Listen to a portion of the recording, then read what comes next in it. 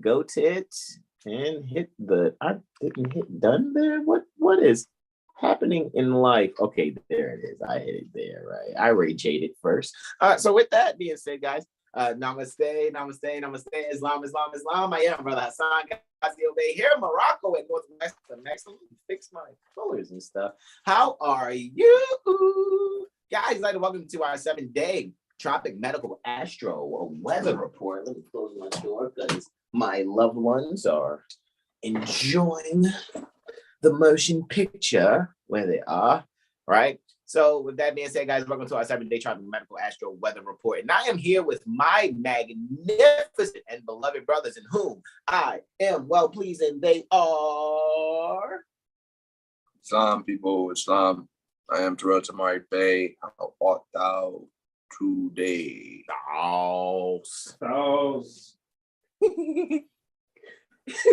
And invisible right now because he's been working on his invisibility training lately. And oh, look, he reappeared, and it is our beloved brother in whom we are well pleased, and he is Brother Sean and Lean L.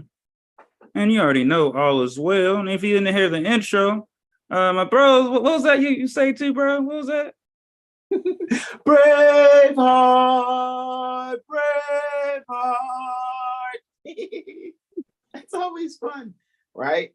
All right, so with that being said, guys, let me yes, that's what I want to do. I want to actually hit the share screen here. Let me share the screen, hit the broadcast there, bring up the iBooks, right?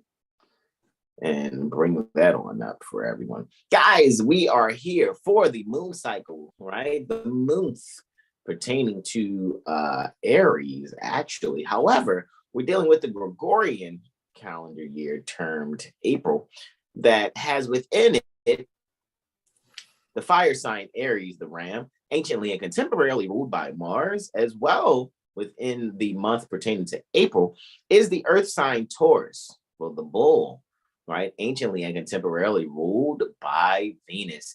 And guys, with this particular cycle, right, within our 7 Hill Star Astro Calendar, March Aries 2023 to February Pisces 2024, we're also quoting Prophet Noble Drew Ali. We're quoting El Hajj Sheikh Sharif Abdul Ali.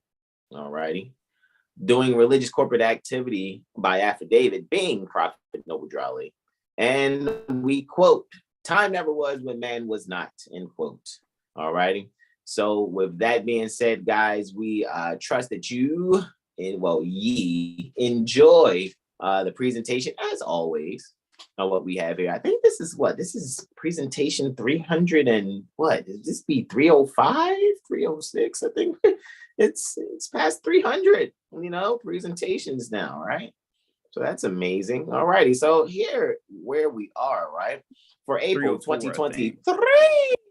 What'd you say?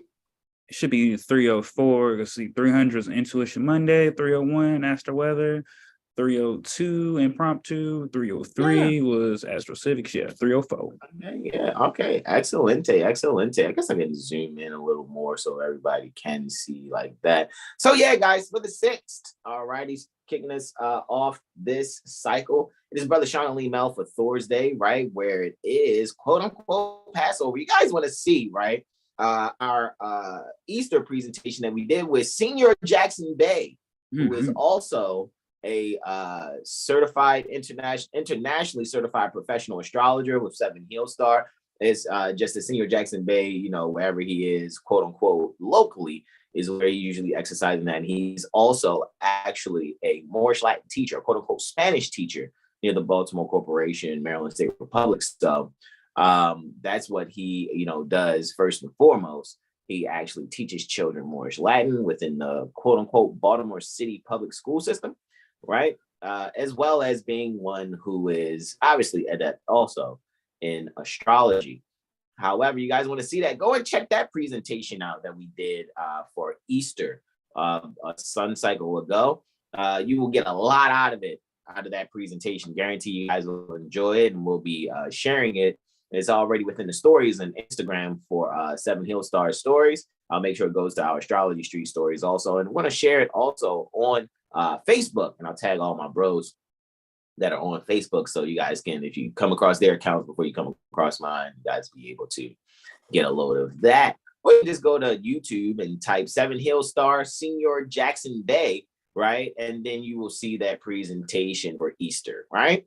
So with that being said, for the 6th, right, Thursday, the 6th, April 2023, Brother Sean Mel has those 2 testimonies there for Passover. He has kicking it off with the full moon, right? The solar lunar reflection there happening 34 minutes after midnight. And then he goes into a 17-hour after this last transit. Like, you're going to see, this is funny. There's this reflection between Luna and Jupiter, and then Brother Sean has a 17-hour and 46-minute void of course moon. So we're going to tell you guys now, make all your major transactions now, right? Do all your so-called shopping, get all your groceries now, because you're not going to want to do anything on the 6th after 8:43 anti-meridian Eastern, right?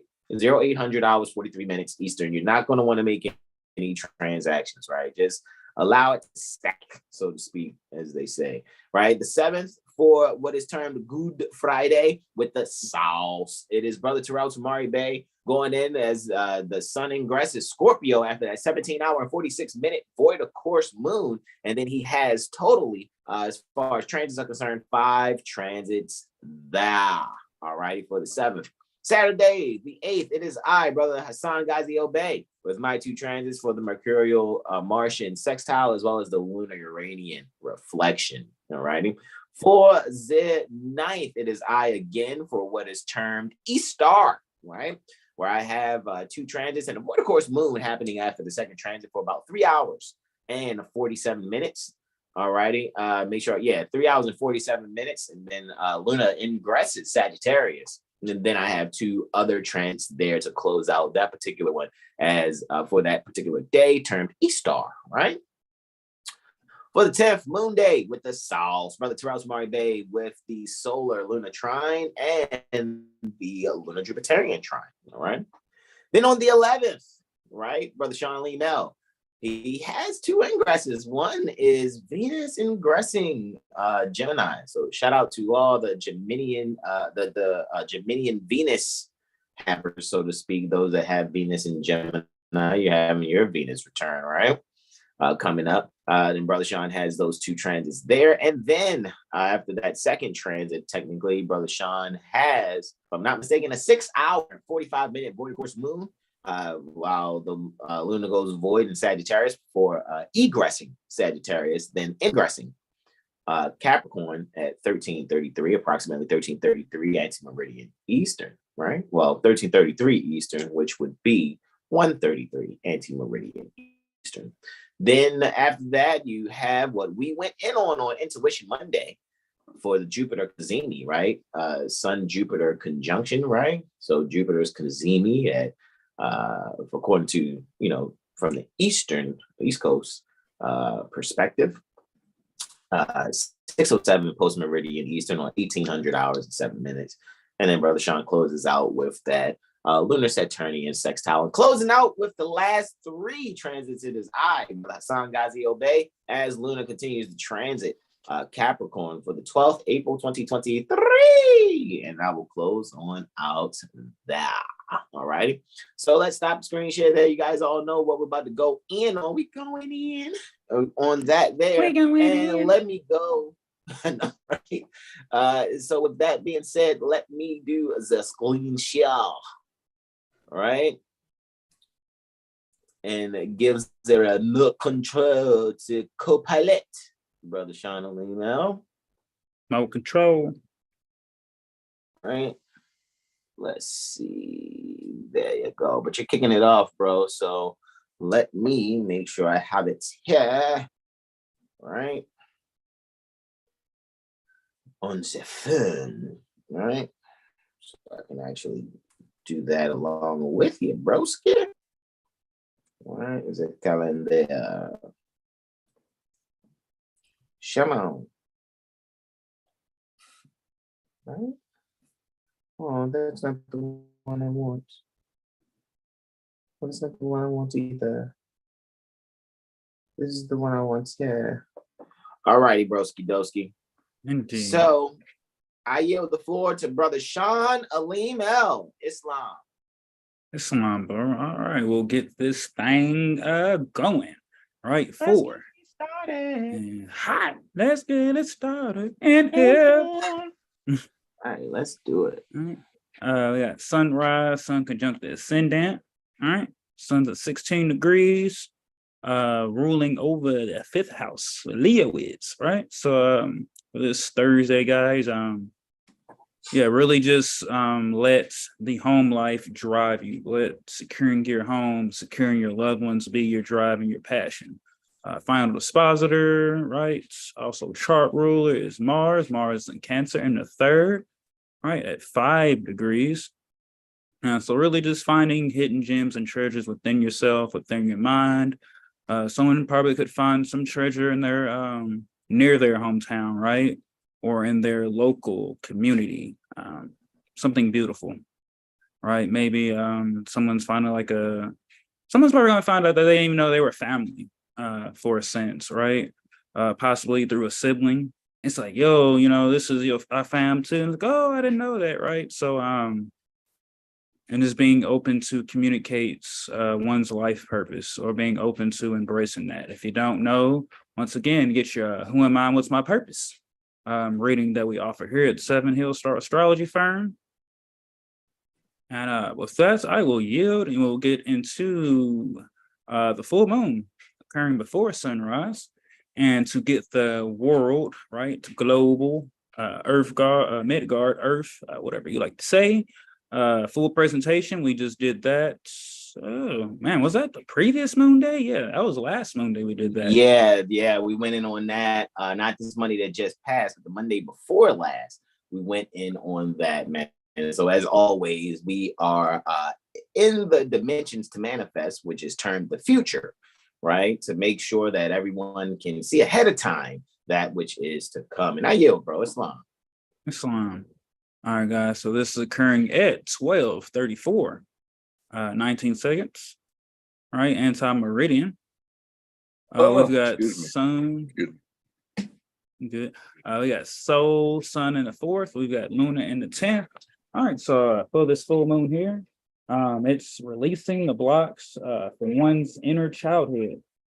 What ways brought joy when it comes to the arts and being bold in that artistic expression? Opportunity to heal mother and father wounds when it comes to the self-identity and the structure of the upbringing and psychological mindsets and tendencies. What ways do we feel blocked from expressing or understanding the material and spiritual? How does one feel emotionally supported when it comes to authority or nurturing when they're away from the home? What needs weren't met, and then how can those needs be met? What's hidden that can be brought to our awareness that can not only bring profound wisdom, but also healing that assures a new path is set. I need to work on my handwriting. And that's with optimism. I mean, saying like, man, what did I write? What did I say? What did I say? Let's see. What hilarious. Right. So profound wisdom, but also healing that assures a new path is set. And that with optimism and having faith in the bigger picture and the unseen, this can bring chances or opportunities for us to master the rhythms of our strong emotions, becoming a master of our thinking and communication, taking proper care of self and not self-sabotaging. And with that, I will yield the floor for the full moon. Next up, make sure that one avoid a course after that one. All right, it's after this one. All righty. All right, guys. So next up, we have a lunar Jupiterian reflection. Right? Luna's in the 6th, word to Brother Jag. Jupiter Guru is in the 11th house. Well, all right, so 12. Pardon me, 12. Yes. Trying to figure out what this chicken scratch is. All right, here we go. And here we go. Once upon a time, not long ago. Okay. Some days our sense of purpose feels heightened. At other times, it could feel low. Finding the emotional beauty of being disciplined and being able to laugh at matters that are out of our control and not be controlled and feel frustrated by them. On the other side, how can we expand upon the knowledge received in dreams or the wisdom from our vision? In order to reach one's destiny, we have to remove ourselves from the chains of mental bondage and sense consciousness. How do we deal with others? Is it a harmonious reflection of how we deal with our inner self? Or is it not foundational and in line on how we are dealt with when we are relating and dealing with others? Transmuting the physical possessions and values into spiritual substance allows one to bring rulership over the anxiety when it comes to relating. Making things that are of material and spiritual substance one's priorities can help master the true identity of ourselves, the I am, the Jesus, or the justice. This allows us to be driven by truth and duty to our family and roots, and not by the illusions and uncontrolled emotions. Realizing that we are perfect and abundant without materials that come and go. And with that, I will yield the floor. And after this, it is that 17-hour, 46-minute void course. So make sure you cop everything that you need to get so that you don't experience buyer's remorse, right? Until Luna makes that ingress. And with that, I will yield the floor to Brother Soul Sauce.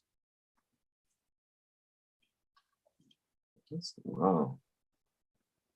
With this sauce. Alrighty.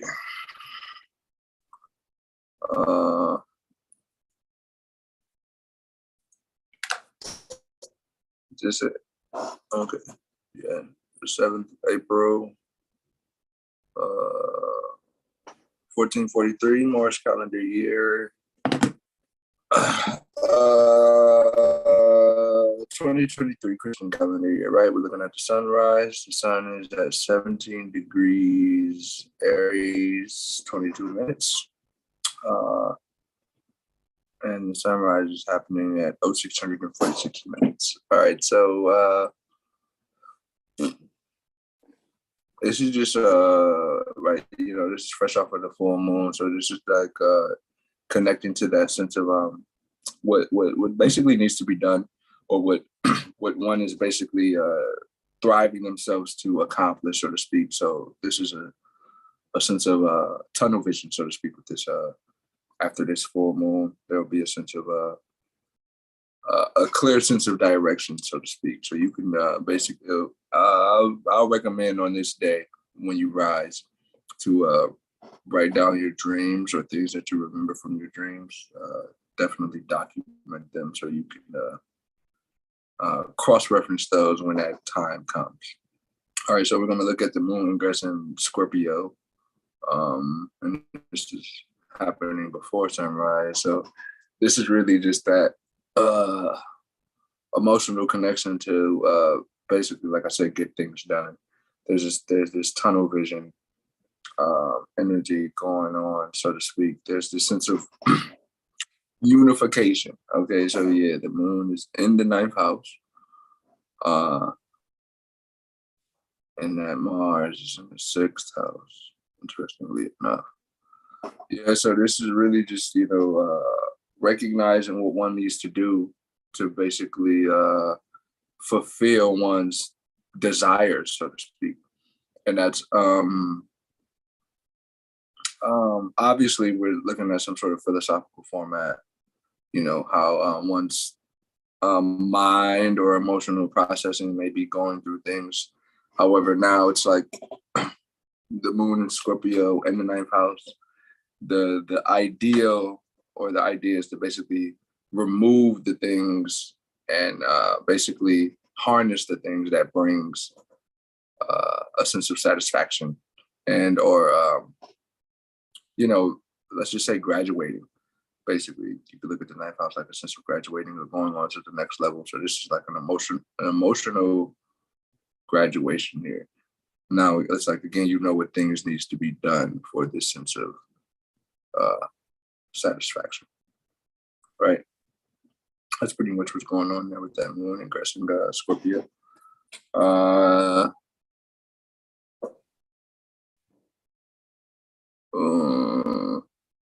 Pardon me, I thought I did that already. Forgive me. My pardon. So the moon's gonna square Pluto, right? 2 seconds. I got you. Just a nice. So Pluto being in Aquarius, and the moon still being in Scorpio, right? This would just be a sense of like uniting or dividing, so to speak. So the things that needs to be, again, removed or this is interesting. So the moon, whoa, we went to the future. Really? It must have got hit twice. No worries. Yeah. Okay. So no biggie. No worries. No worries. Pluto. 2 seconds. 13 days ahead. Yeah, so that what'd you say? We went 13 days ahead, huh? Yeah. There you go, brother. So yeah, that's on you, man. That moon still in the ninth house and Pluto's in the first. So now, yeah, this is a whole identity change. There's a sense of the whole self appearance or self identity is basically changing, because now, like I said, there's a sense of recognizing what needs to be done. That's just the thing. So there's this sense of obsession, specifically. Let's use just the word obsession, or being obsessed with something. Now that whole obsession or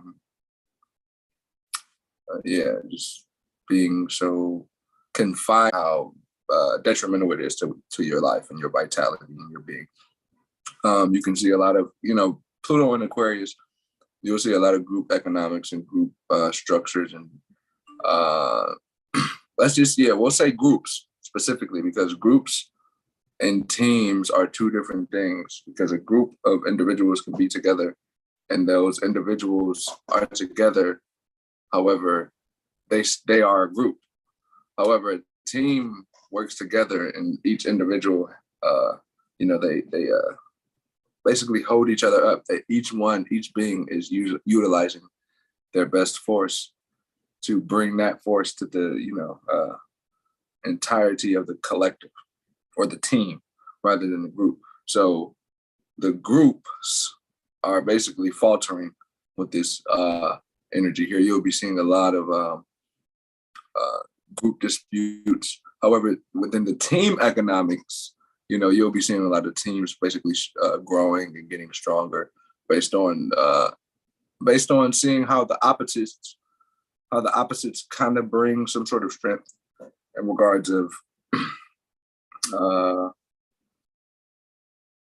Brother Hassan plays the keyboard, I play the guitar, Brother R raps, Brother Corey raps. We're utilizing all of those different skills to bring something together, so to speak.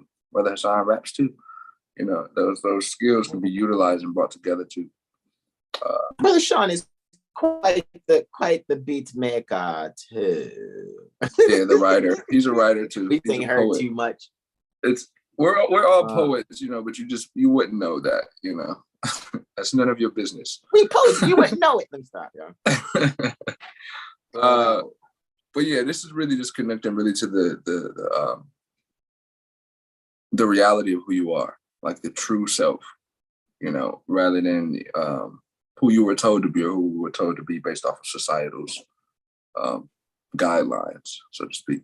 So that whole reality is being removed, right? So now the moon is going to trine Saturn, which basically brings that sense of structure, because Saturn is in Pisces. So now the we can utilize the imagination. However, we also need a sense of practicality with this imagination. So look at that. The moon's in the 6th house and Saturn is in the 10th. So yeah, it's a sense of practicality and not just being moved off of ideals, so to speak, because you could have the ideal, but not putting the work into the ideal. It would never be a thing. It's just a thought. So this is pretty much that energy. We're recognizing how there's work that needs to be done for this, let's just say this sense of production or this sense of well-being that may be needed or wanted. Because obviously, we're talking food, clothing, and shelter. So now, there's certain requirements that has to be done for you to have those food, clothing, and shelter. You should know how to plant your own food. At least you should know how to do the durable things around the house, the simple things around the house to really take care of yourself before it's like you moving on to the, technological advancement things, So this is really that recognition on how certain day-to-day routines, which would be the 6th house, may have not been beneficial for the security of the home or just the longevity of the home at large, or just the children, anyone close to you, the people you may be relating with or love. Or again, it's back to that obsession, this thing that you may have been obsessed with based off of possibly your elders' thought processes, or your mother or your grandfather or your grandmother. You thinking because they live this certain lifestyle that they have it all figured out, and then you realize that they really don't. So now, this is just that whole reconfiguration of like, damn, it's like kind of being obsessed with an idea that wasn't your idea. So now, there's a whole reconfiguration that happens with that, So now you have to basically put yourself out there to be yourself and have courage. And this is really what this aspect is showing you. You can really yield to, possibly meeting someone who's actually, well equipped in whatever it is you may be looking for, so to speak. Any sort of occult studies or pertaining to trust the law or common law specifically. Pertaining to. In other words, holla at 7 Hill Star Astrology Firm. Definitely learning about, how to basically protect yourself in the quote unquote public realm. It's pretty much that conversation. And it's very it's a beautiful foundation that's being laid so things can be built properly. Right, this is pretty much that energy. So then moving on with that, the moon's going to oppose Mercury. So this is the that moment of coming into contact with maybe this learned spirit or this being who actually knows what they're talking about. Right. So Mercury's in Taurus, and the moon's in Scorpio. So the moon's in the 4th house and Mercury's in the 10th. Right.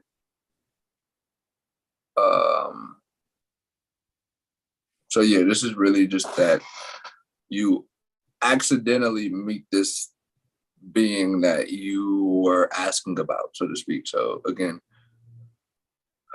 you may have been hearing about common law and then you're walking down the street or something like that, or you're traveling to your mother's house or something, or you're talking to your mother and she brings up, something pertaining to, traveling freely and utilizing the common law, or just mentioning the word common law alone. You may hear that,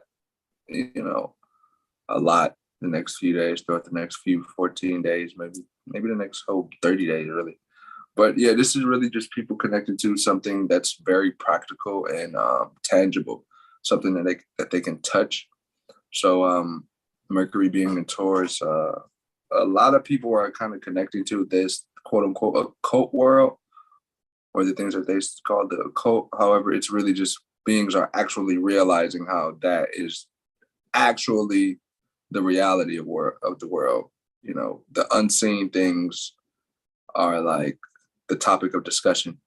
You know, people are kind of bored with the things that they can see, right? So now it's looking for something more unheard of, so to speak. So now this is basically, you're getting what you ask for. So this is, you know, why they say be careful what you wish for. This is pretty much that energy, and you'll be seeing it. So I'll recommend you to definitely take notes on whatever it is that you're into or studying, and make sure that it resonates with your soul. Don't just be moved by it because you think that person is cool or they sound like they're intelligent.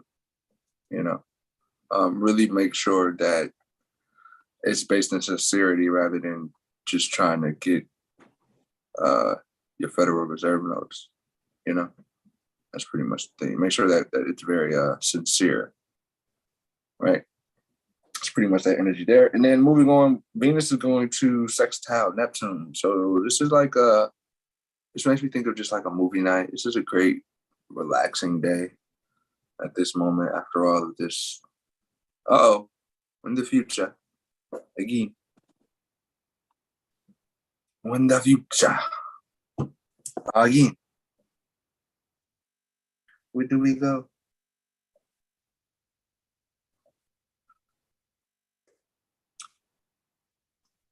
I mean, had a major time skip on that. Jesus Christ.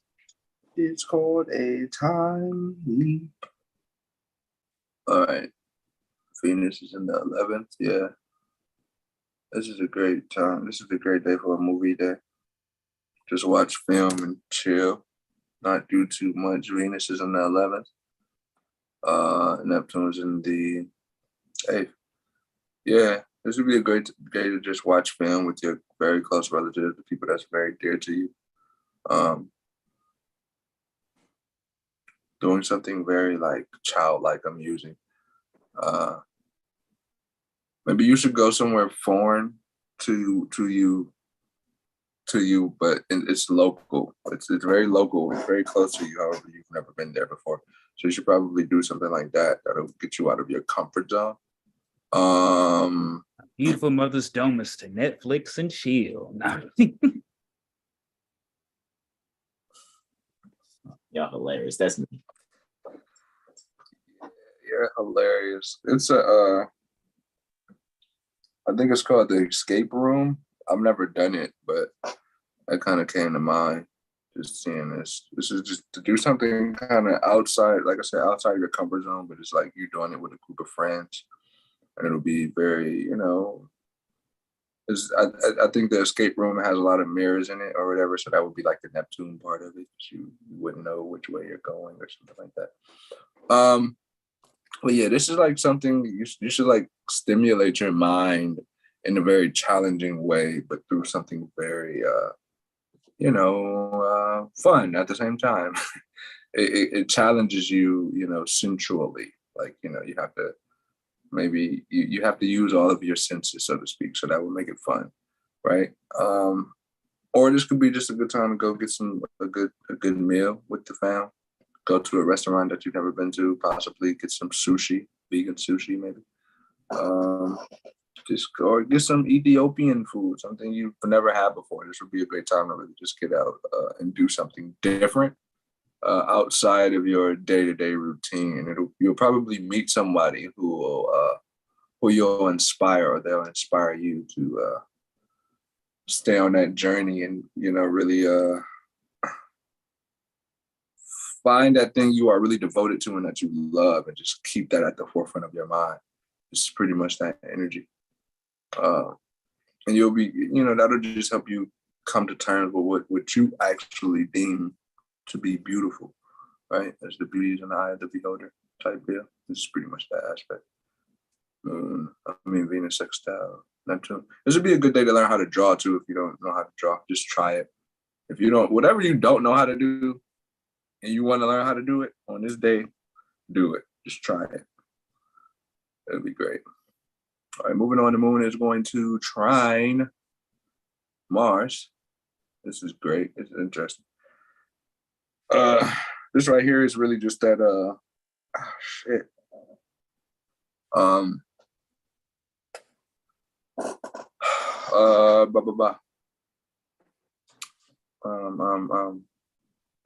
Self-determination is this energy here. So the moon's in the third house. Oh man. Moon's in the third house, Scorpio. Mars in the 11th house. Damn it. Yeah, this is great though.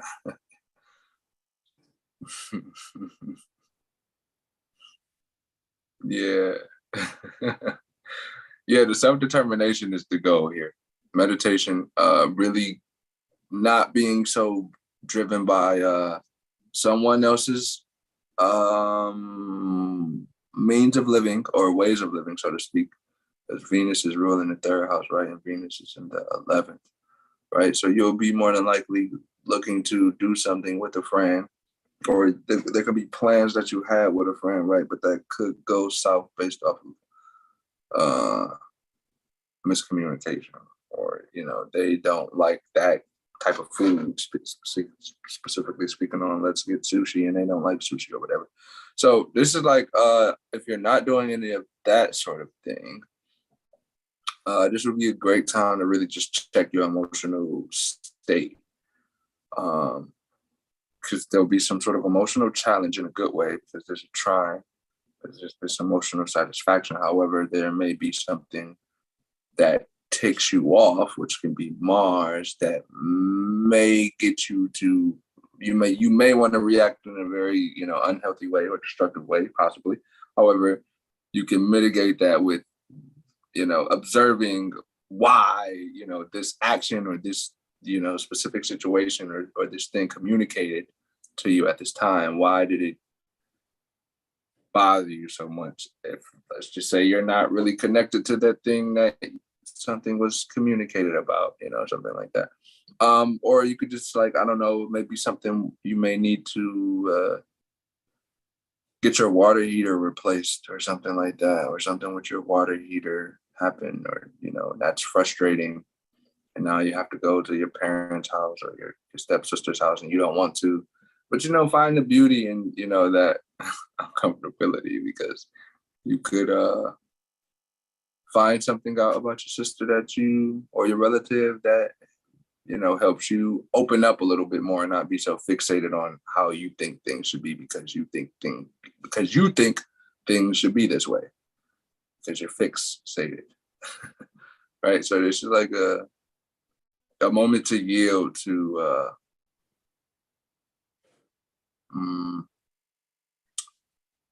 that sense of devotion again. Yeah. Which you may be devoted to, and why, or what you may be obsessed with, and why, and where, and why, and how you may let that obsession go for, you know, to basically go back to that tunnel vision thing, to stay on track and not be so moved off track, right? So yeah, this is that energy there. And with that, I yield the floor. Check on your water heaters, people. Getting this posted right now, man. Hey, I think we need to check the chat too, right? I'm just posting right now on TikTok. Just took a clip of what brother Jag was doing just now, so that's about to go on to your TikTok. However, guys, 8th April, right? 2020. Speaking of tunnel vision. Wait, I'm listening. Go ahead. What you talking speaking about? of tunnel vision, check the chat. I said, speaking of tunnel vision. Oh yeah, we got the chat. Oh wow. Hold on. You talking about YouTube or our no, YouTube. Okay, He's talking about check the chat. And Jag is talking about tunnel vision. Like, oh yeah.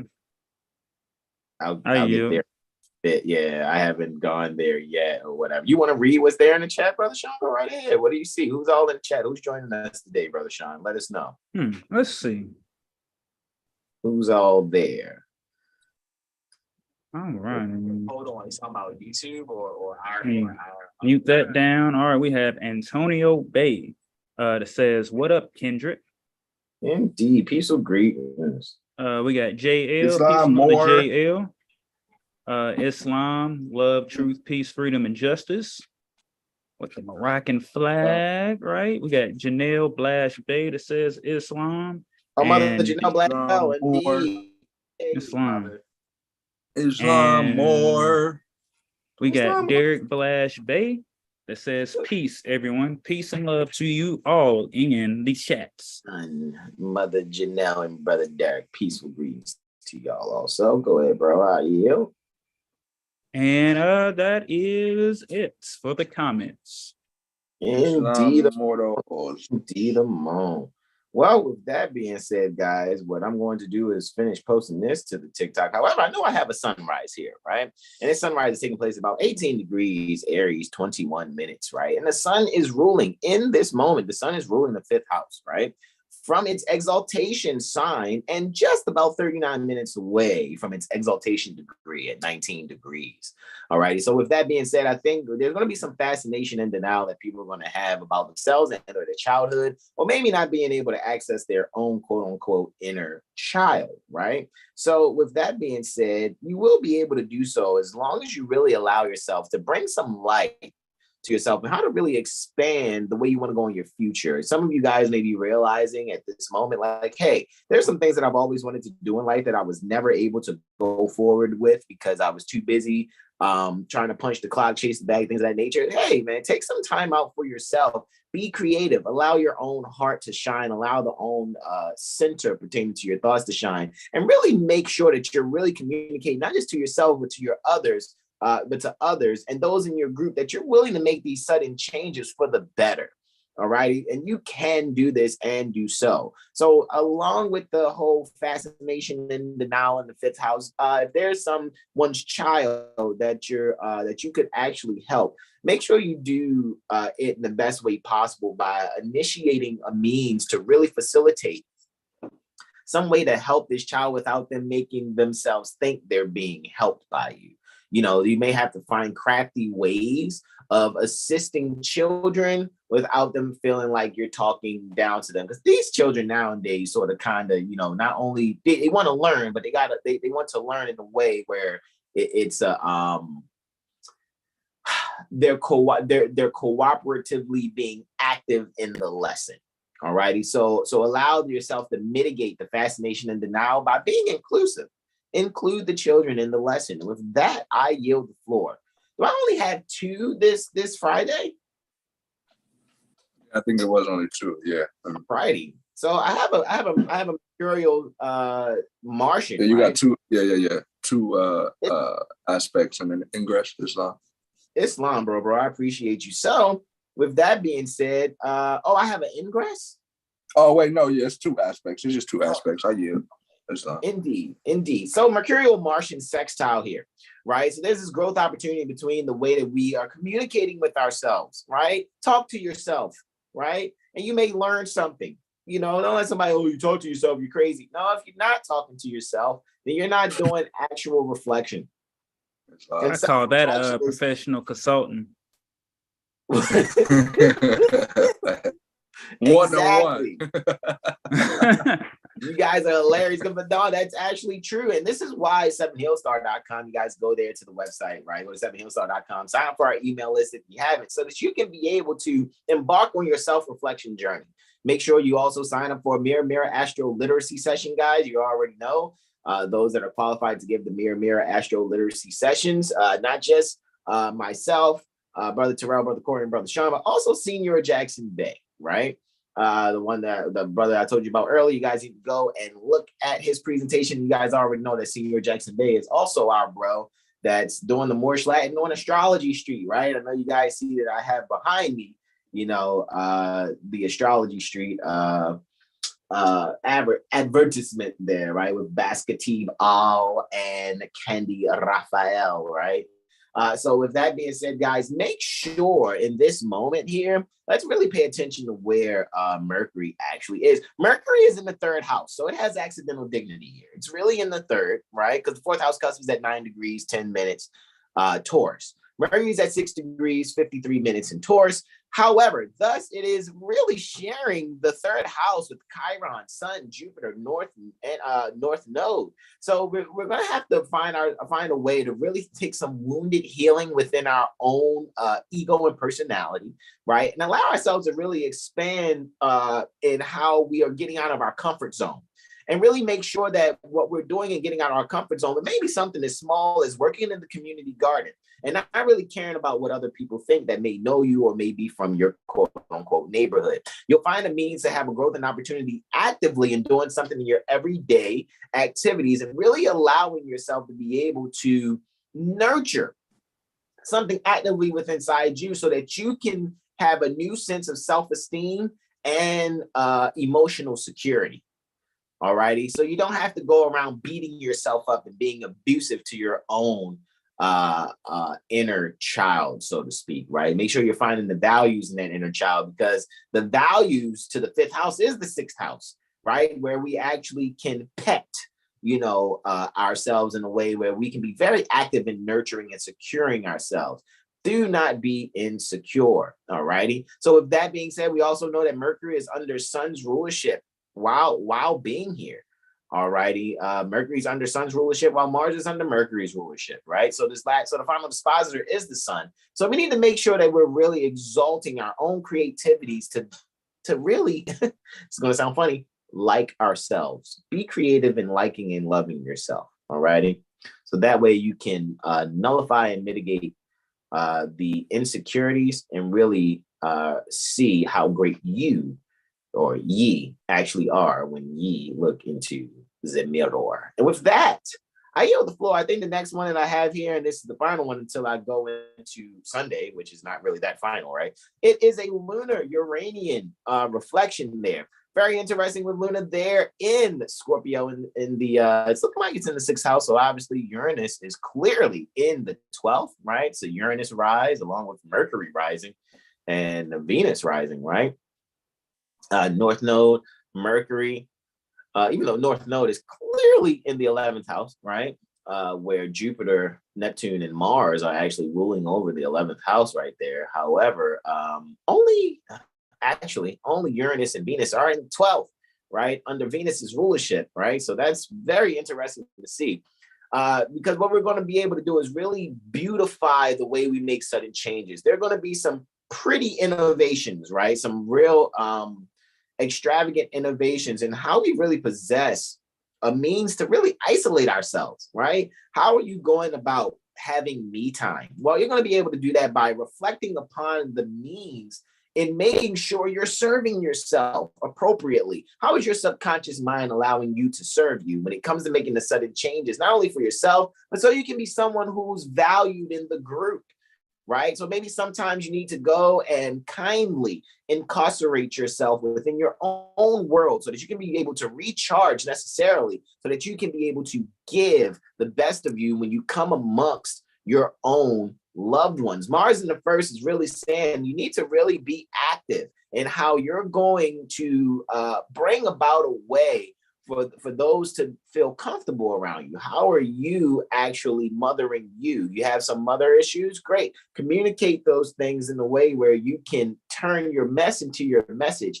and allow yourself to be loving to those, even though you had to find your way to not carry the baggage of not being treated how you may have been wanting to be treated by your nurturer growing. However, you can use that as a means to do it for someone else. So make sure your subconscious mind is going behind the scenes and taking that which may have been secret to you, and now you can allow yourself to really have a very fated interaction in your standing. And you may find someone in your everyday work, in your job, that will probably come to you and confide in you that is having this issue, maybe dealing with some type of internal abuse issues that they haven't expressed because they haven't gotten over it, or they're dealing actively with some abuse currently, and you'll be able to minister to them without them having to risk their life in finding help. All right, and with that, I yield the floor to me because I have Sunday, right? That was hard, bro. He said, turn your mess into a message and take that T the fuck out of tsunami. Yeah, basically, right? Seriously, right? Absolutely. You know, some of them people in the Christian theological realm say that too. Turn your mess into a message, right? I mean, and that's sometimes what we have to do. We have to take the trash and make it into a treasure where others can go, well, shit, at least I'm not dealing with that. Fuck. Damn, man, let me stop being so hard on myself, right? Let me be a little bit more secure about where I am and move forward, right? In the chat, we got Kimberly Hale says, greetings and blessings all. Will it transmute that blessings into blessings? So greetings and blessings to you. Hey there, Kim. Yeah, I think Kim is from our Lawful Living community. So hey there, all right. Which I still got to share out to there also, but I shared it in Lawful Living Telegram. So I know those that are in Lawful Living Telegram are getting that also, right? I guess I got to put 7 Heal Stars Telegram too. But man, I really want our Telegram just to be only astrology, right? When it comes to that. So I'm really looking, using our Telegram as a means to find more astrologers, to have more astrological conversation, or those that are people that have come to us for Mirror AstroLiteracy sessions that are looking to go further into their studies by being introduced to their AstroCivic AstroLiteracy by having their Mirror AstroLiteracy sessions. All right, now look, the sun is 19 minutes past its exaltation degree, within its exaltation degree, right? So here, 1919, this is interesting. That's when my matrilineal great-grandmother manifested, year 1919, right? So she comes to mind for me. So with this being said, guys, what you'll be able to do for the 9th April 2023, which is for this particular time, is termed Easter, right? Easter is actually the first Sunday after the full moon. All righty, so that's how that goes. So the first full moon after the vernal equinox, the first Sunday after the first full moon after the vernal equinox is usually termed Easter.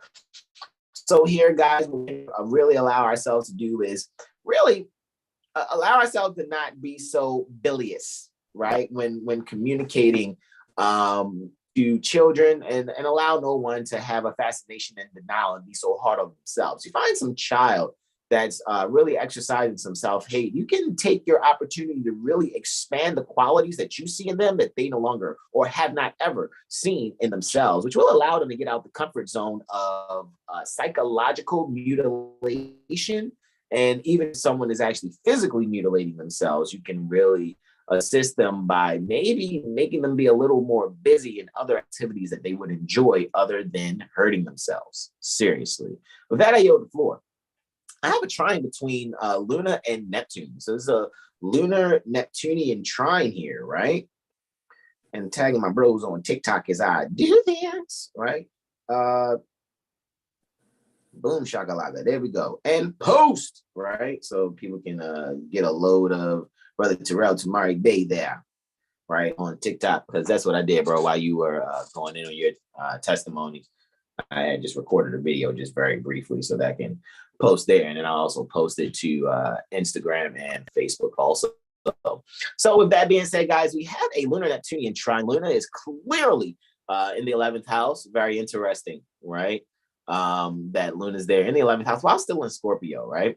And Mars is clearly, Mars is doing this thing setting, right? Mars is setting. However, during this Mars set, it is in the 7th house. Mars does much better in the first as far as accidental dignity, so this would be accidental debilitation. So here, guys, really allow yourself to have a discourse, right? You can find yourself kindly agreeing to disagree. And in agreeing to disagree, what you'll be able to do is really find a way to really structure yourself and finding those innovative values in how to really institute a worthy discourse. By sign, just to be completely honest with you, by sign, Luna, Neptune, and Mars are trine by sign. Mars is ruling over Luna in the 11th, and Saturn is ruling over Neptune in the 2nd. So what we can really do is not only find the values in ourselves, but find the values in how we stand amongst our peers. Because 11th house is 2nd to the 10th. which is the values and the essentials, the values in your standing, the values from your career.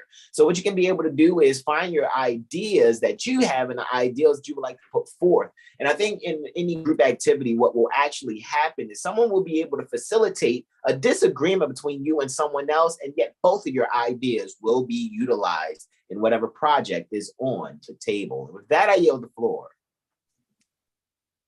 Such a mutual reception between Mars and Luna, right?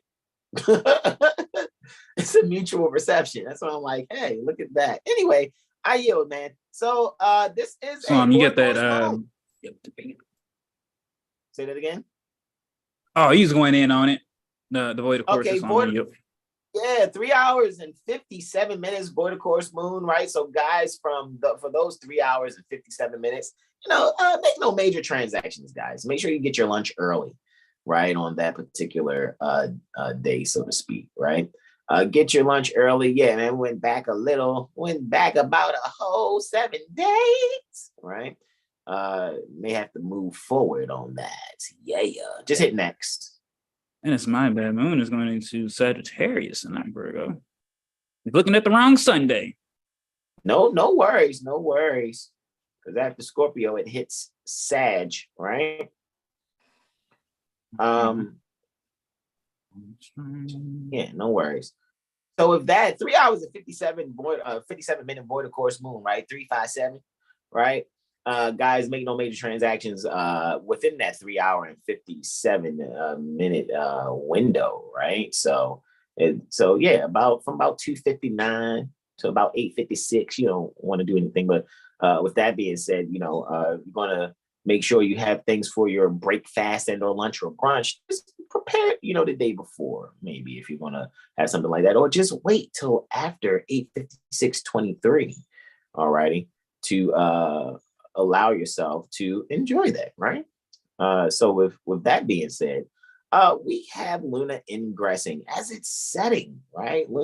This is a moon set right after sunrise, right? So moon setting here in the 6th house, right? And we're going to really allow our subconscious mind to travel abroad and really think about ways that we can think globally yet act locally. How can we do something in our everyday life where we can really expand what it is that we do every day by viewing others that do the same, however, maybe somewhere else, right? So for example, like you guys may find a means to be able to make something instead of transacting finance for it, and then actually realizing, oh, the whole time this was in front of my face and I could have done this. Instead, I was contemplating on how to actually transact finance, quote unquote, to have this quote unquote thing that I wanted to have. And I think that's just amazing for anyone to be able to do that and have whatever resources that they need without overextending their energy. Under the rulership of Venus, right? Venus is rising in the 12th house while Mars and Venus are both ruling. The 12th, as well as Venus ruling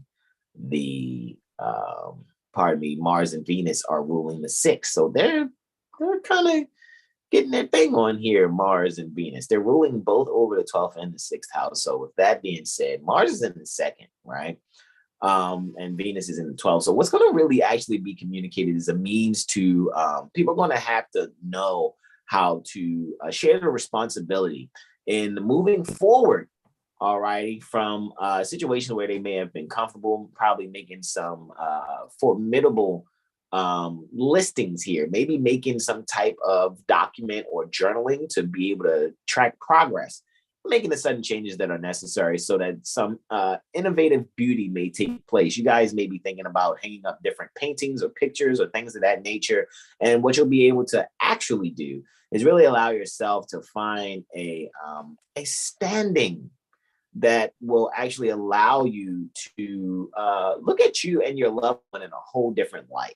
All righty. Maybe you find yourself isolating yourself actually at the job so that you can be able to take some time to think about something that was discussed at a meeting, right? Maybe that day you have some meeting that's occurring, right? And now you can take this time to allow your subconscious mind to see how others may think, even though you're thinking to yourself, fuck that, I want to do what I think is necessary. However, what you may find is some super duper awesome gem that actually takes place, GEM, right? A jewel, a gem that you can really be able to be active in making sure you're finding some compatibilities with other people's ideas, because you've taken the time to really see the benefit in what it is that they're actually saying, instead of just totally denying what it is that they've said. With that, I yield the floor. Next, there's a lunar Plutonian sextile that we have, right? And so with that being said, we're finding a means for us to really have some growth in our home inheritance. So you may be seeking a means to really establish a way to homeschool in a little bit differently. I guess since the spring is kicked off, you may be taking your homeschooling endeavors to the garden, right? You may be going out to the backyard there. Luna's in the 6th house, of course. Whose house? Say what? 6th house. Pluto's there in the 9th. So looky, Astro Cookie. Homeschooling, like I said, right? Because 6th to 9th is 4 houses away. 9th is dealing with higher learning. Higher, right? Higher learning there. No Ice Cube. So with that being said, make yourself real chill and finding a way to incorporate some real awesome means pertaining to astrology and gardening, guys. Maybe you'll find yourself now in this portion of your homeschooling introducing the children there that you're teaching within the home, or maybe you're on a daycare and you can take some activities from the Farmer's Almanac and be able to see and how you can do some activities and plant by the moon schedule.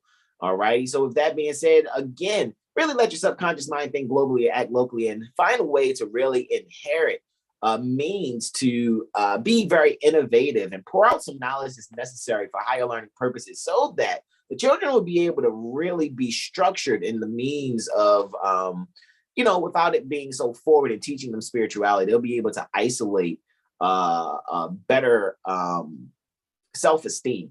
They'll estimate themselves higher due to the fact that they've learned a new skill and see that they can grow anything that they would like to plant, right? Grow their food just by going out in the garden, getting their hands in the dirt, right? Like Miss Frizzle say, let's get messy and make mistakes, right? And I think the children will be able to see a new sense pertaining to themselves and a higher sense of love pertaining to themselves as well. And with that, I yield the floor, right? Speaking of Saturn, there is a quartile between Lunar and Saturn, right? Normally they're on an axis as far as sign rulership, Cancer and Capricorn, right? Cancer is ruled by the moon, Capricorn ruled by Saturn. However, there's a 90-degree aspect between them. So there's a stimulation.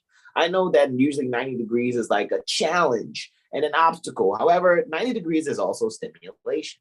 So with that being said, we are seeing Luna there. Under Mars's rulership, Mars is in the 11th. Under Mercury's rulership, which is clearly, Mars is clearly in the 9th, alrighty, under Mars's rulership, right? So with that right there, and actually Mars is not only under the rulership of Mercury, but also the moon there in the 4th. So again, we're looking at, 4 houses separated here. So I really think when it comes to somebody's mother, right, particularly ones for you mothers out there, your mother is really finding a means to show you some things from maybe the past, or sharing something from you from what she learned from her mother. So here with this particular aspect, I really see that there's going to be some closure between mothers and daughters. Or it's going to be 3 generations of women, a daughter, her mother, and her grandmother. And there's going to be a conversation that really takes place that it's going to be some wounded healing that's going to take place. However, with that being said, and finding the values there within said wounded healing, there's going to be a very fortunate means in really instituting something new or something better for the daughter that's there. The 3rd and 4th generations are really going to be able to find a means to really incorporate, all righty, different values and different ideals and maybe different informations that they've been taking on, some data that's been entered into their mind, and they'll be able to move forward with some things that maybe their mother and their grandmother weren't able to really facilitate. And then the mother and grandmother will then learn from that third or fourth generation and really see that they can move forward and away from their own insecurities and be able to be a lot more solid in how they would like to move forward. And that particular aspect is taking place at 1500 hours, 21 minutes and 11 seconds, or 3:21:11 post meridian Eastern. And with that, I yield the floor to my beloved brother, in whom I am well pleased, Brother Terrell Tamari Bey. Islam. Islam. Wow.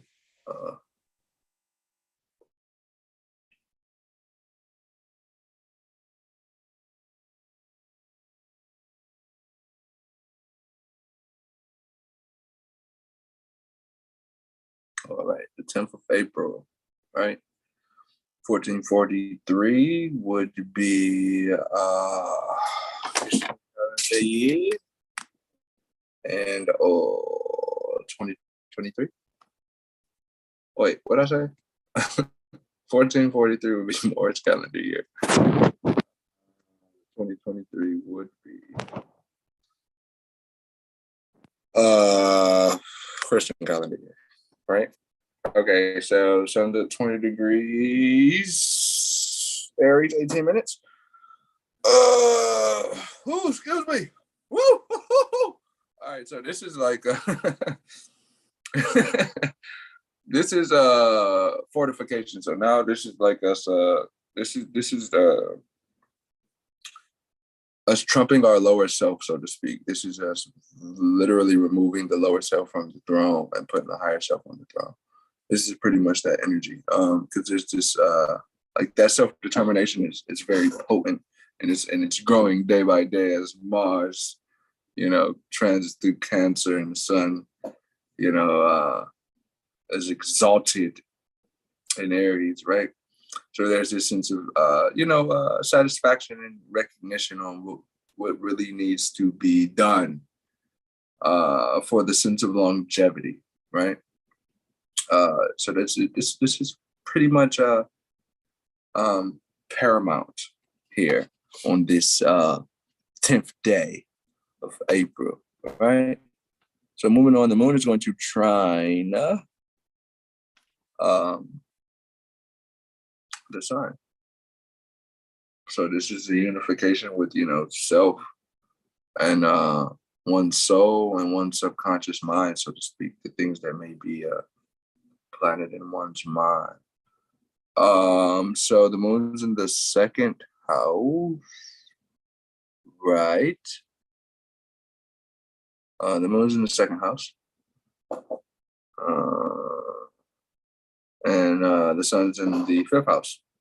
As you can see there, sun's at 20 degrees Aries, 55 minutes, and so is the moon. So this is a sense of basically speaking up on this sense of knowledge or this wisdom that's basically being challenged, or more so yielded to, because now this is the sense of really connecting to the root of things, or to the thing, the foremost or the most important thing pertaining to this sense of vitality, so to speak, because the sun is this sense of vitality, or looking at how you may blood flow too. Blood flow is really Mars. However, vitality is kind of synonymous with the sun and Mars. So this subconscious recognition on the things that bring you this sense of vitality and the things that don't is pretty much paramount. The moon is basically giving you this opportunity to basically speak up on the things that you actually know, and how this wisdom or this knowledge can it can more than likely help someone, if you're comfortable with making someone uncomfortable. That's pretty much the energy here, because this is like this is basically letting everyone know that they're their own priest. Each one is their own priest. This is pretty much that energy, and then now that wisdom can be extended to, you know, the ones closest to you, or specifically a child, or, you know, your niece or your nephew. You can really mold them to, you know, get prepared for this sense of this world, so to speak. But it's really finding the balance between worldly and spiritual attainment, so to speak. Like, this is really going to the next level of your, you know, philosophical study, so to speak. And then, to, you know, just be frank, the ones who are kind of too succumb to this material, to the material world, that's kind of like, that's going to sort of falter in a tough way. You know, that moon in the second house, you could be kind of clinging onto things that's really not helping, you know, your vitality, so to speak. So this is really that moment to recognize that. So you can, so you can graduate and not hold yourself back based on superficial means, you know, things that really, they really aren't your thoughts, so to speak, you know. So yeah, this is pretty much that energy of like reconfiguration on removing the things that's really not a stamp in your life, or like a seal or amulet or a talisman. It's not really anything that protects you. So now you can kind of make that move on like removing that sense of false protection, you know. Yeah, so you could be getting a talisman, literally, or some sort of amulet, or you could probably be getting like your ears pierced or something to kind of make you feel like you're, I don't know, yeah, some sort of connecting to like your ancestral bloodline through garb, you know, the things that you wear. So you could be changing your whole attire to like, you know, getting some Moorish garb. Or if you want to give me and a bro some Moorish garb, you know what I'm saying? That's fine. You know what I'm saying? Size medium, please. Hey, large me, sir, please. Thank you.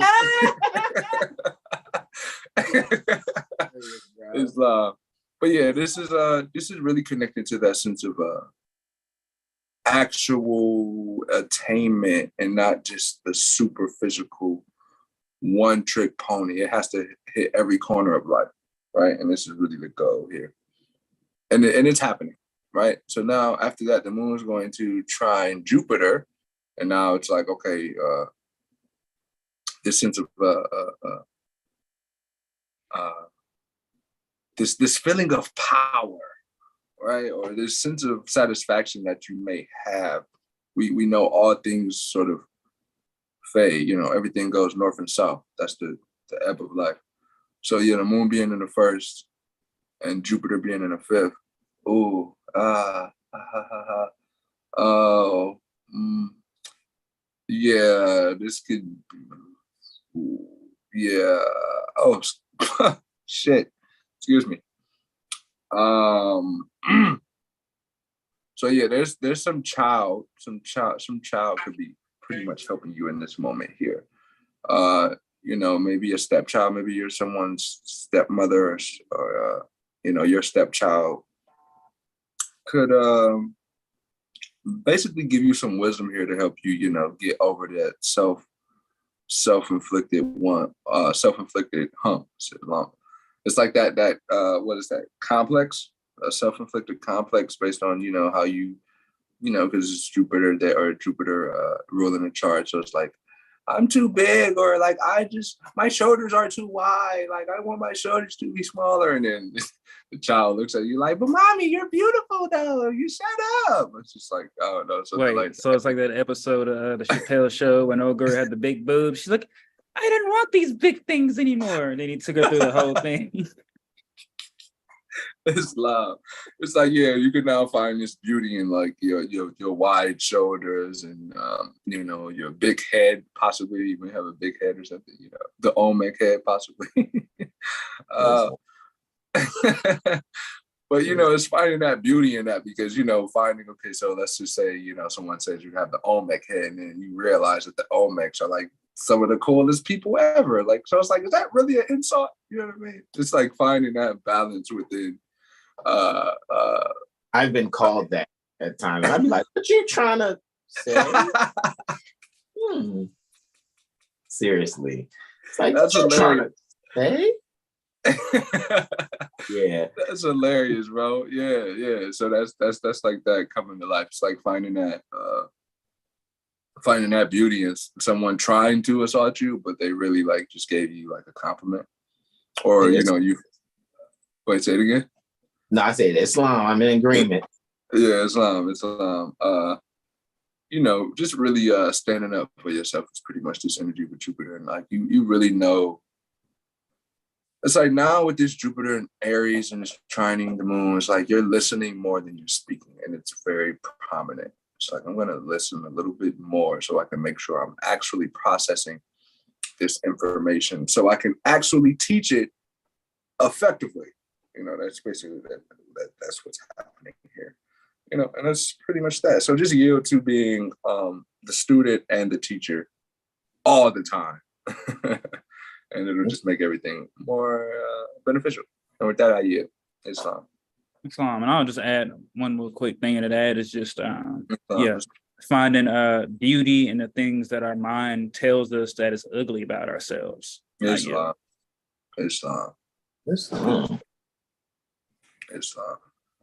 Moving on, right? I guess it's back to me. However, right, moving on to Tuesday, to the Mars day. We don't want to charge, right? We got sunrise here, right? Sun's at 21 degrees, 17 minutes. Aries. So really, actually, I'm going to expand on what we were just talking about, because that's really beautiful, what Brother Jag was saying. And then just adding the beauty and the pain, because now we've got an upcoming Kazemi, right, about to occur with Sun and Jupiter, right? So we're definitely feeling a shift. We're definitely feeling a change, and how we think, how we express ourselves, and just our wisdom, our beliefs. It's like, okay, well, I used to believe this, but now I'm having faith in something much higher than a belief that never really got me anywhere. Well, I'm gonna say it didn't get you anywhere. It got you to where you was at, but now, like Brother Jag was saying, it's that next level. It's taking that next step up. Chart ruler is Mars in the third house. So yeah, you're really instead of trying to put so much action outward, you're really looking within to find a new sense of purpose. Why do you do what you do? And if that why that old why doesn't align with the new why, then it's definitely time to make changes accordingly, so that the actions and the rhythms are fitting with the visions and goals that you, that we are looking to achieve. And with that, I'll yield and we'll get into first ingress, right? We got the ingress of the day.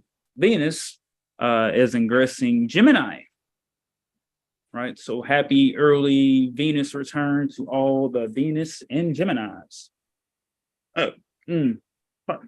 Right, so Venus and the 5th, not the 6th. 5th, not the 6th. Jag, you can't lie about shit. I'm just that's beautiful. Man. All right, so yeah, we got Venus in the 5th house along with Uranus. It's just Venus and Uranus. Yeah.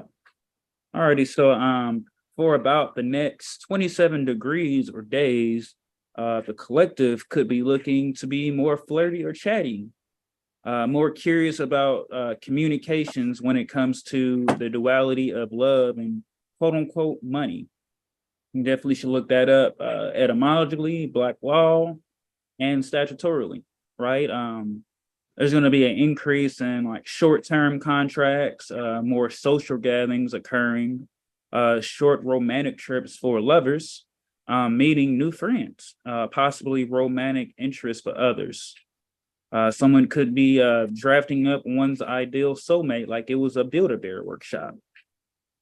Neighborhood and social gatherings to bring awareness to the truth of things. There could also be like a bunch of releasing when it comes to art, music, creative pursuits, interests, etc. Being hopeful about one's faith and the enlargement of one's early childhood and education. Through conversation, trial and error, and learning from ours and others' mistakes, do we get ultimate understanding. Having a newfound sense of responsibility towards one's relatives and private affairs.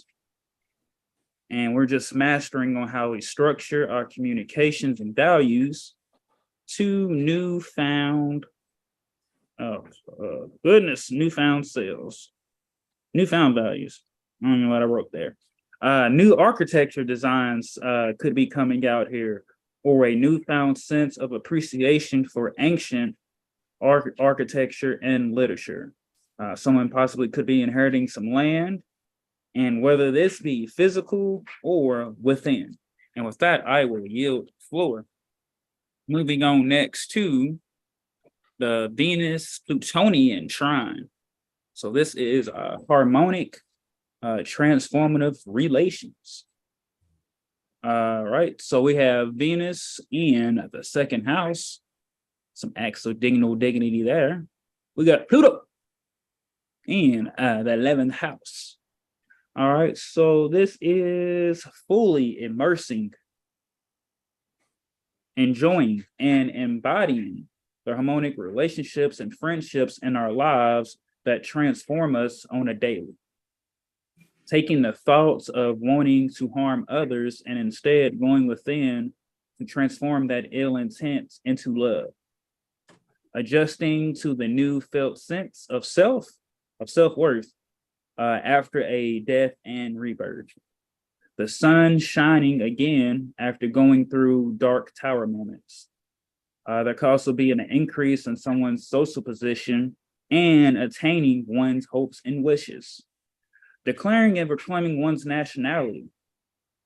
Honoring one's ancient foremothers and forefathers to rid of restlessness and a dead ward of state mentality and identity. So with that, we can take the relations that are transformative and bringing those ideas and values to the home.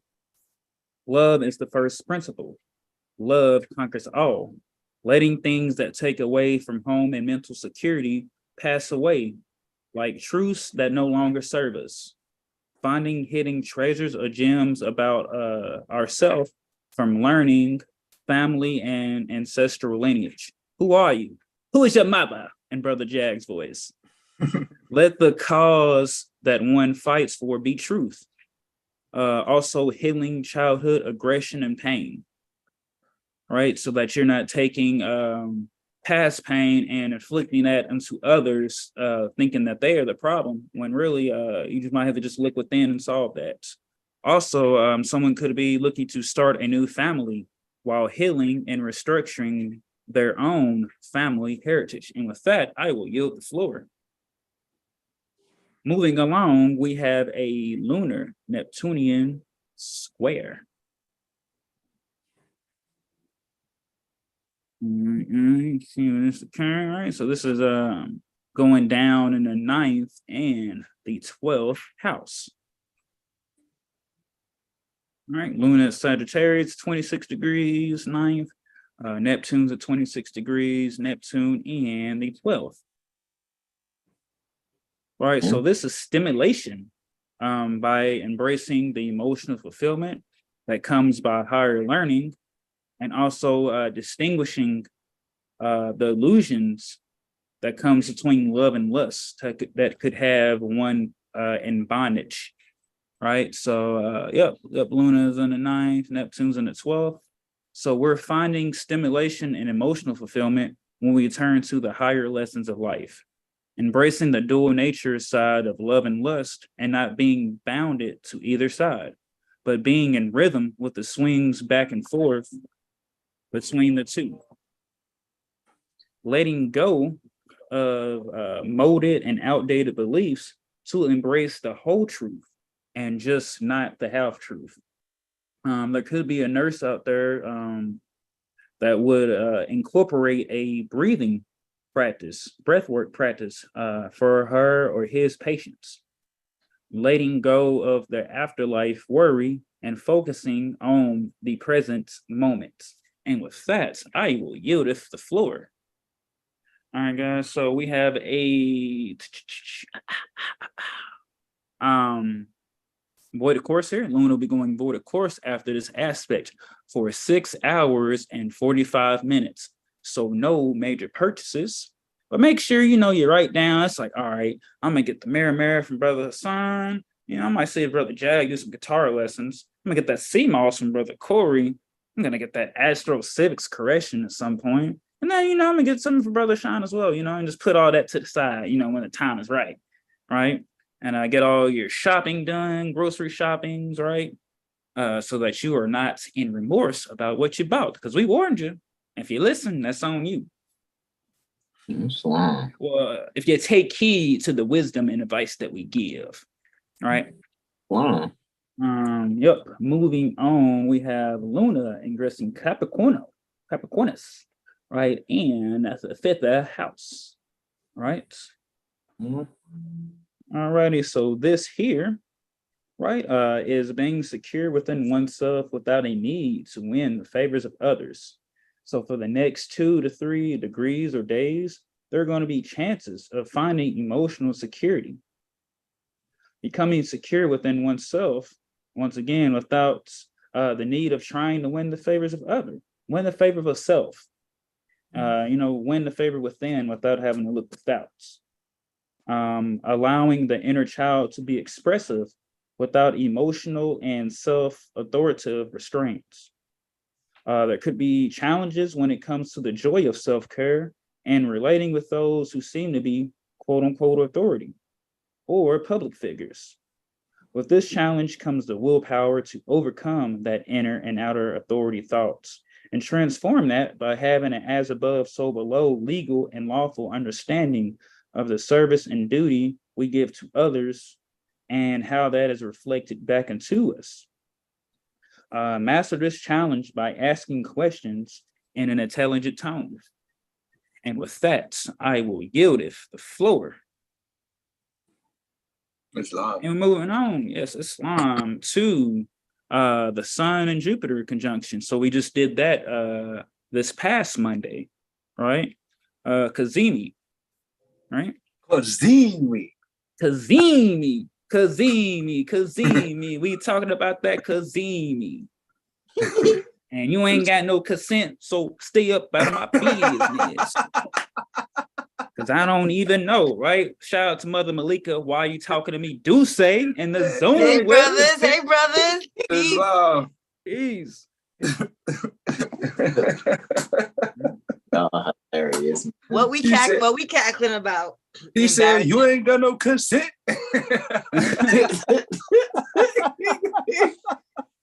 I'm here to argue. I'm here to argue that we don't need the cops and the government people. They don't need your consent. Wow. Oh, word. Yeah, you don't know. That's what people be trying to argue me down with. They don't need your consent. We all slaves here. All right, I know I ain't kicked the sneak, but I ain't giving my word. That's not my word. You was a lie. Yeah, that shit is wild. That's a straight liar. All right, I ain't kicked the sneak. I ain't giving my word. I ain't giving my word. I ain't give him shit. We're gonna speak to that. We're gonna speak to that. But go ahead, Brother Sean. Knock it out. And then we got what? After Brother Sean, we got 4 more. But yeah, let's definitely talk about that before we yield today, Malika. Like, seriously. I think the people need that. They need that communicated on a Wednesday. Oh, you talking about I know a lot of people. The consent? Yeah, I think. Yeah, I want to show people the argument, because I know that it's not just us that have people in our life, whether they're related to us or not, that come with that. And I think that it's a good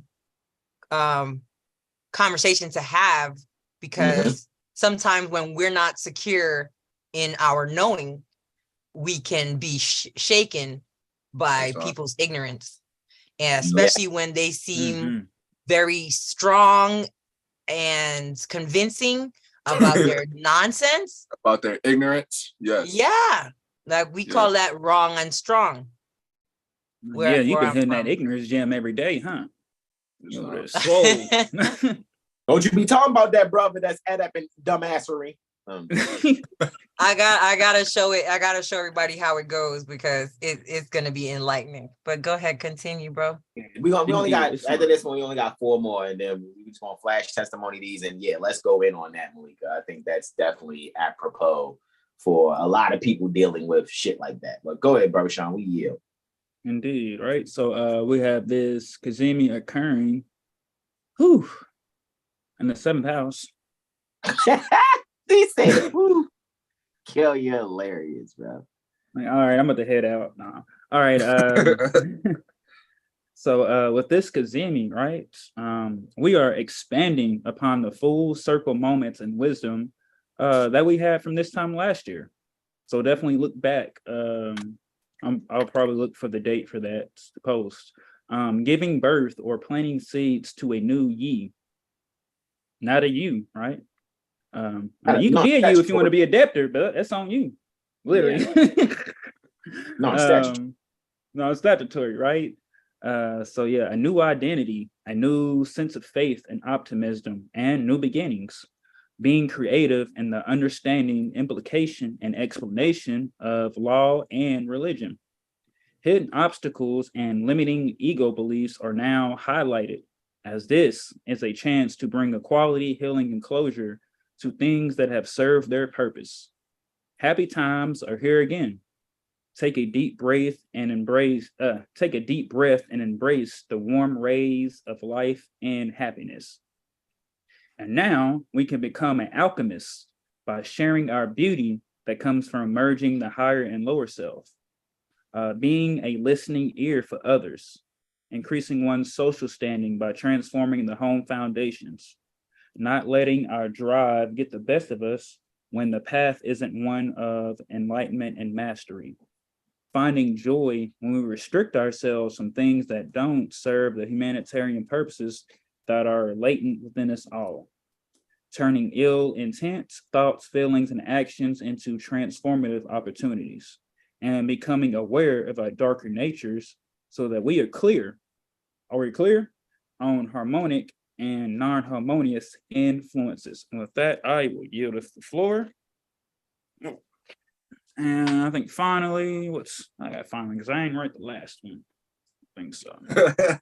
I said I'm gonna save one freestyle. I can't write them all, right? So you silly, man. Right. We got Luna, 6th house, Saturn.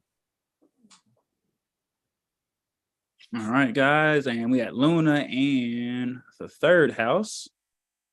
And we got Saturn in the 4th, right? So yeah, this is just once again sextile growth opportunity, right? Luna and Capricorn. So we think about home, we think about authority, and we think about our mind. So how can we structure a mind to become more authoritative within ourselves, right? Becoming more aware of your sovereignty and not being a sovereign citizen. What is an oxymoron, right? So how can you structure your emotions when it comes to challenges, right? Whether that be internal or external. But once you, you, non-statutory, we are becoming so secure that we become unshakable, then we can see the beauty of relating with others, you know, not being worried about, oh, well, someone else's status. You know, it's like, I'm secure within myself and I have my own status. So anyone with some kind of higher status or whatever really is just a reflection of me. So being able to learn from everyone from all walks and aspects of life. That's a real quick in this term, right? And yeah, this is communicating. So definitely finding value, right? In the contracts that you used to do while you just want to hurry up and sign. But now you like, I've been observing 7 Hill Star and Lawful living, and I'm looking at this contract, and in words of Keith, the certification is false. And I think we need to make some adjustments with this so that I'm not being used and handled properly, and that you are in alignment as well. So this is a meeting of the minds, and this starts at the home, because government starts at the home.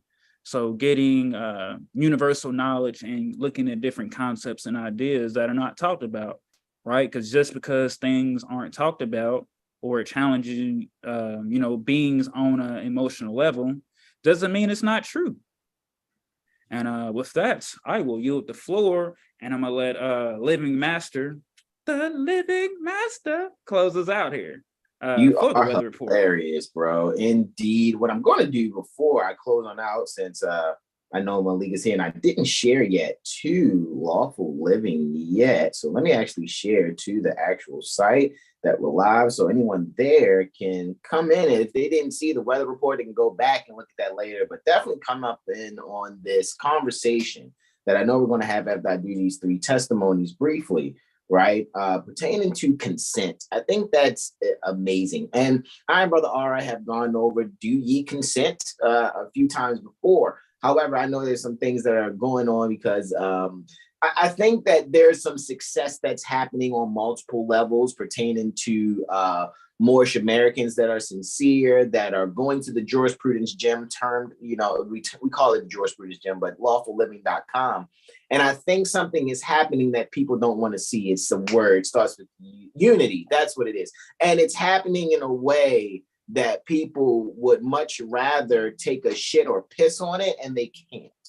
They really, really can't. Because what's happening is, this is the beauty about being remote from one another.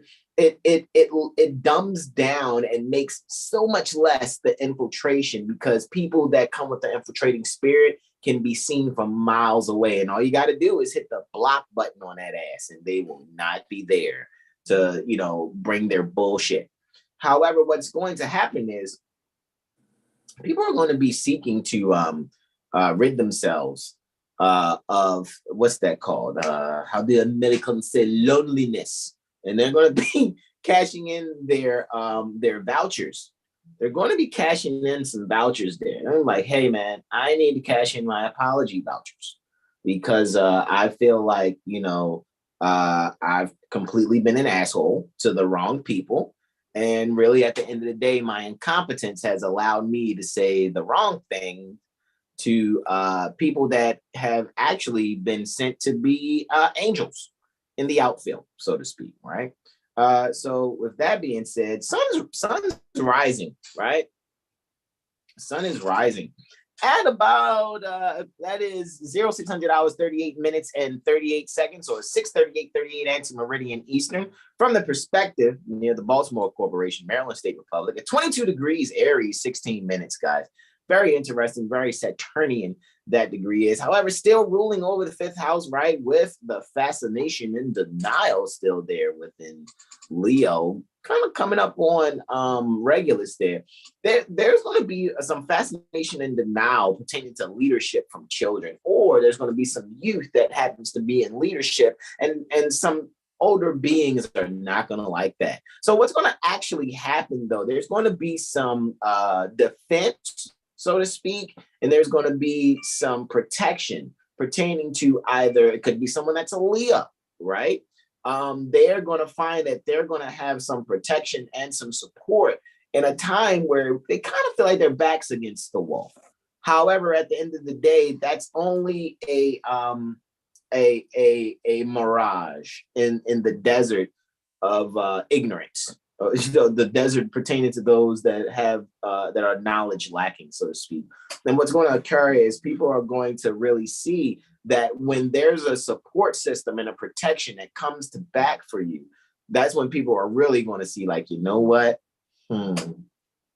Maybe, just maybe, I made the wrong steps here, and I need to go reevaluate myself and my position. And I think people are going to really see that selfishness wins not. With that, I yield the floor. Looks like the first thing I have going on is a lunar Martian reflection here. Very interesting how, one has to really reflect upon their subconscious mind as well as their ideals and that which they've inherited.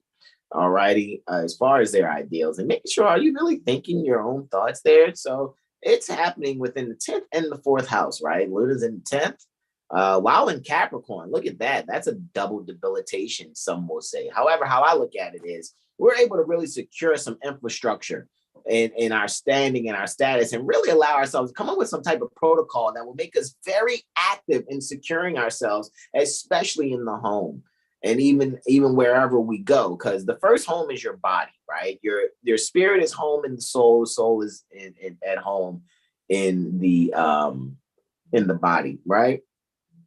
So with that being said, really allow yourselves to be able to effectively communicate the values that are really necessary in making sure that one is really expounding upon how one can really self-evaluate themselves. So be very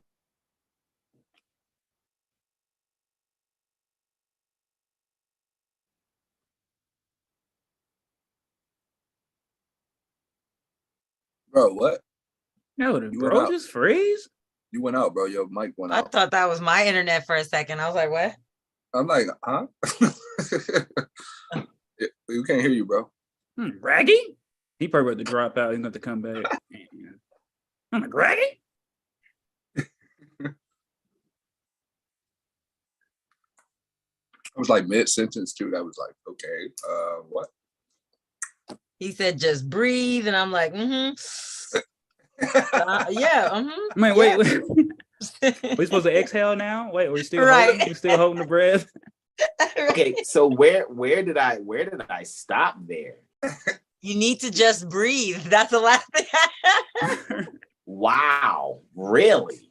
You're right. You were going on for like another 5 minutes. Wow, that is interessante.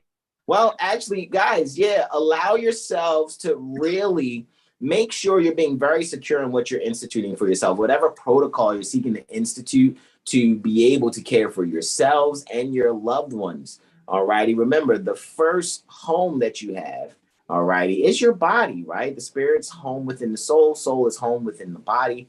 So with that being said, really make sure you're communicating. Make sure you're communicating that which you'll be able to possess something very valuable and getting out of your comfort zone, being able to pour out the knowledge and information or use the information that you've gained by going to certain internet groups or things of that nature. Really expand upon your ideals and taking in your own wisdom so that you can be able to better secure your own standing and the infrastructure and protocol that you are laying for yourself and your loved ones, so that you don't have to deal with anyone's non-consensual inconveniences. All right. And with that, I yield the floor. And we have Luna, Mercurial, trine, right? That's what's popping in the streets next, correct? We all hearing me still? Islam. All righty, Islam. So Sorry, next bad, is bro. Oh, no worries. Lunar Mercurial trine. Islam. Luna's there in the 8th, right? So you allow your subconscious mind to really find some structure in joint accounting or joint energies, right? You may find yourself having to spend your energy with another loved one in order to effectively this is very interesting here too.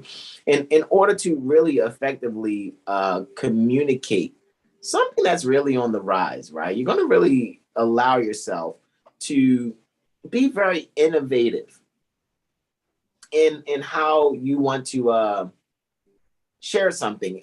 You may have to go to lunch and communicate something so that you and your loved one will be able to further allow yourselves to have this child discussion. I think a lot of you are seeking to discuss children. Maybe someone has some news. Maybe someone's with a child and don't know how to break the news. And I think the way you're going to be able to do it is you're going to go to your favorite restaurant, right? And what you're going to do is and it's not just any restaurant, it's some restaurant dealing with some type of exotic food or some fine food, maybe even some type of snack. I don't know. You guys may do something with vegan cupcakes, right? Or what's the vegan cinnamon roll spot? I can't think of it, man. Cinnaholic. You may take someone to Cinnaholic, like, dang, man, why are you coming here with all these Cinnaholic, cinnamon rolls? And this, hold on, these ain't cinnamon rolls. These like some cinnamon roll buns, and just to, get the the picture of there's a bun in the oven, right?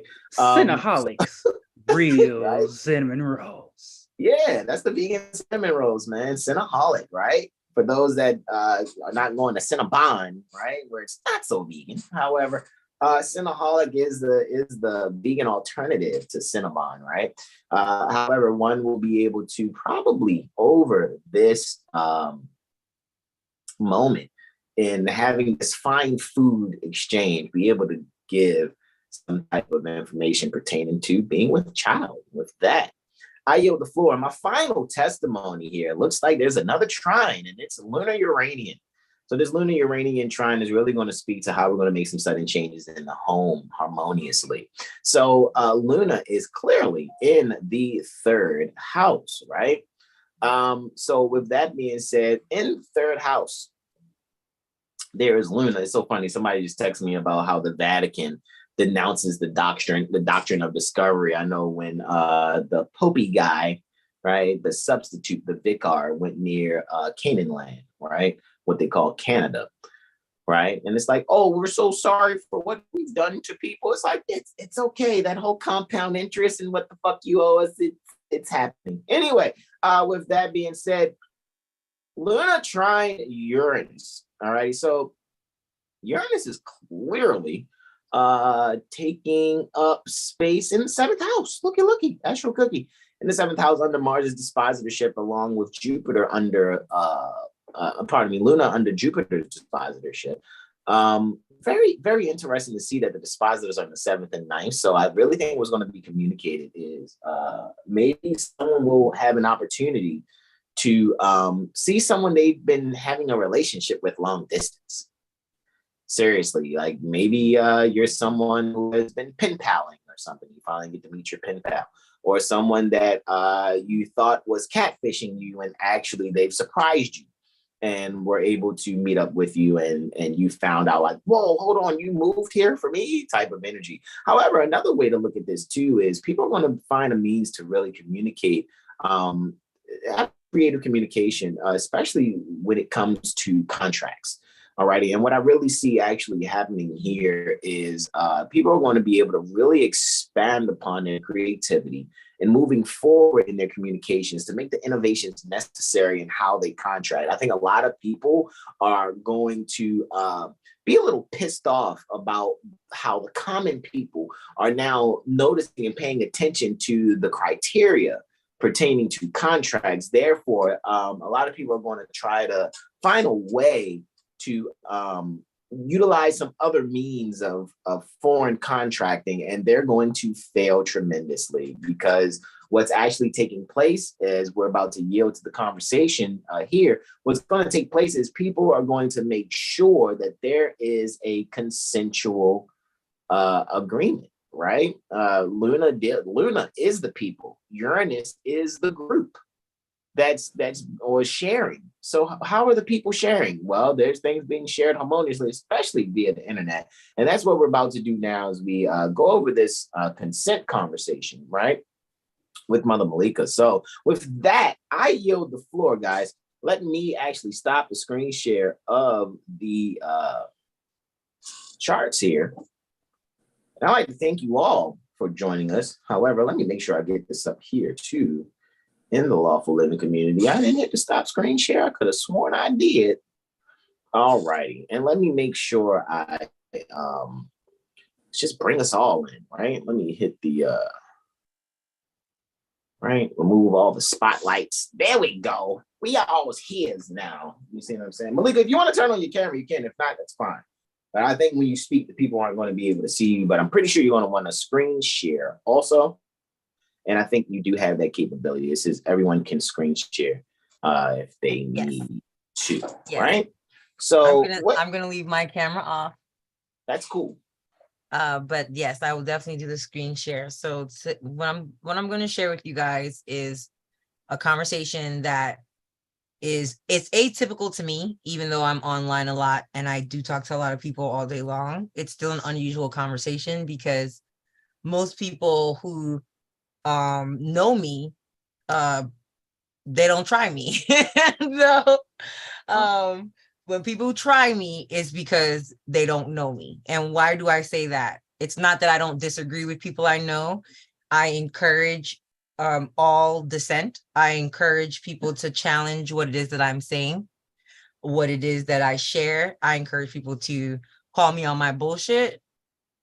So that's why I don't ever take offense when people come at me with, they think that I'm wrong about something. I actually embrace that and I listen because I shit, I might be wrong one of these days.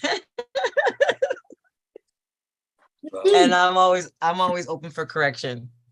So I'm going to show you guys this conversation because I know that it's a conversation that, although it's infrequent for me, it's going to be something that happens to other people, because especially when we're new in our comprehension of anything really, we tend to get challenged by those people among us.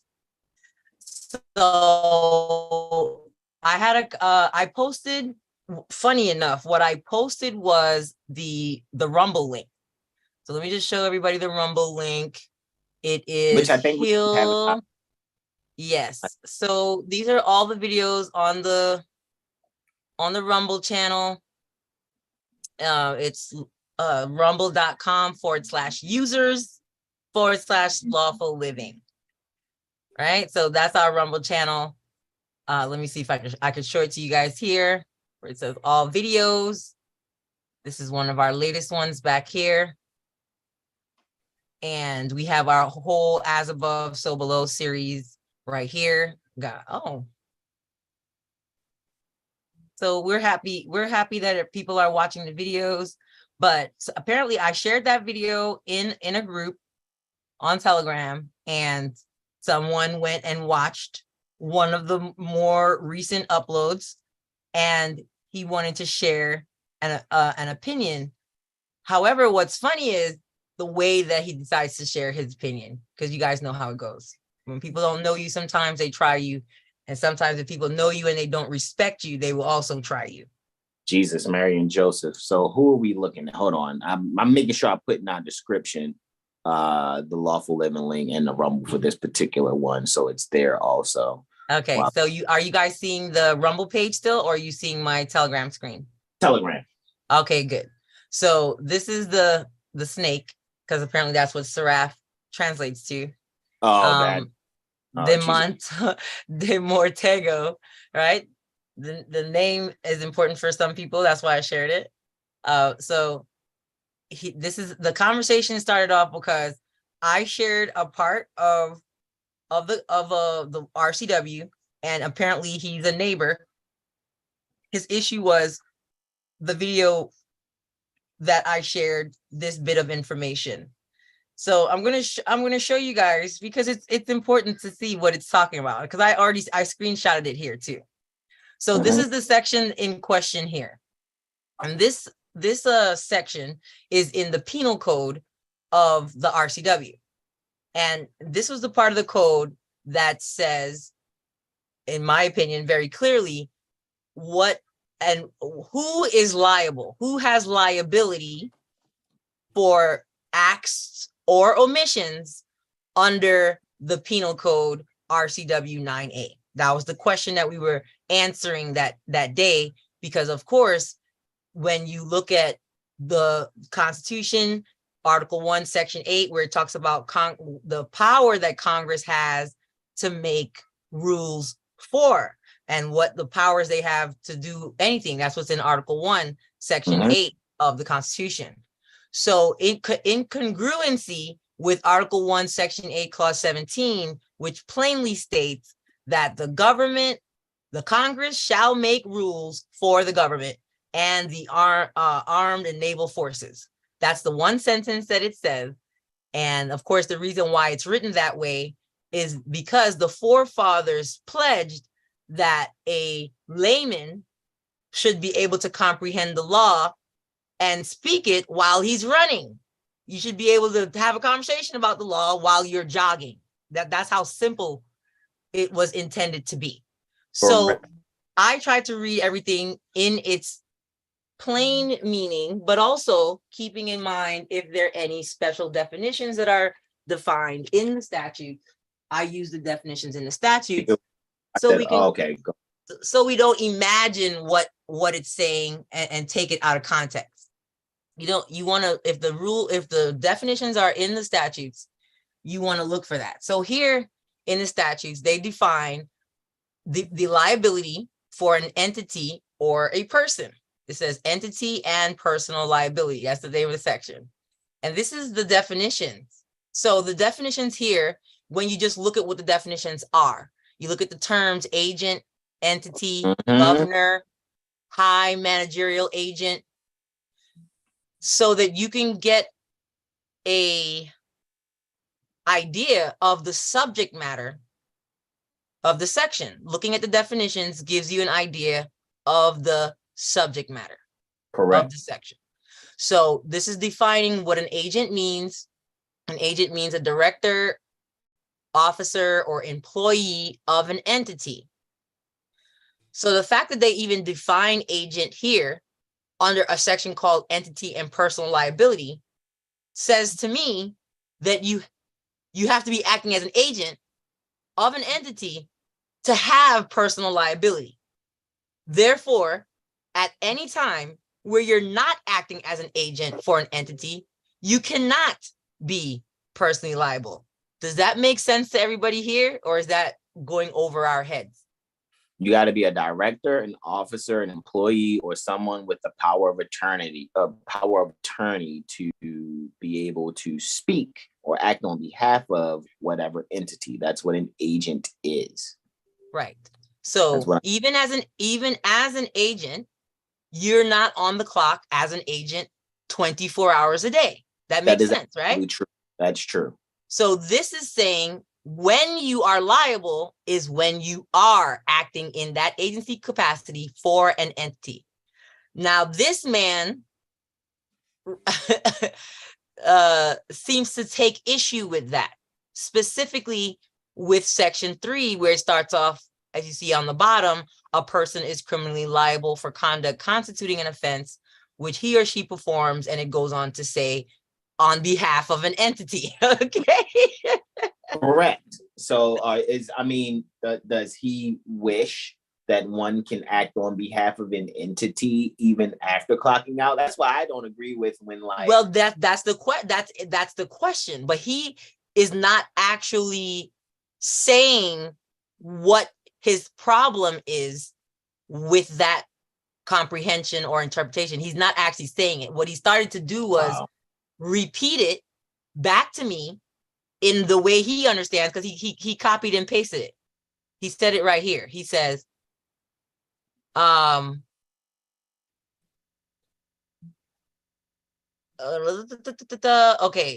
where did he, because he repeats what he said, like when you're not, okay, this is what he says.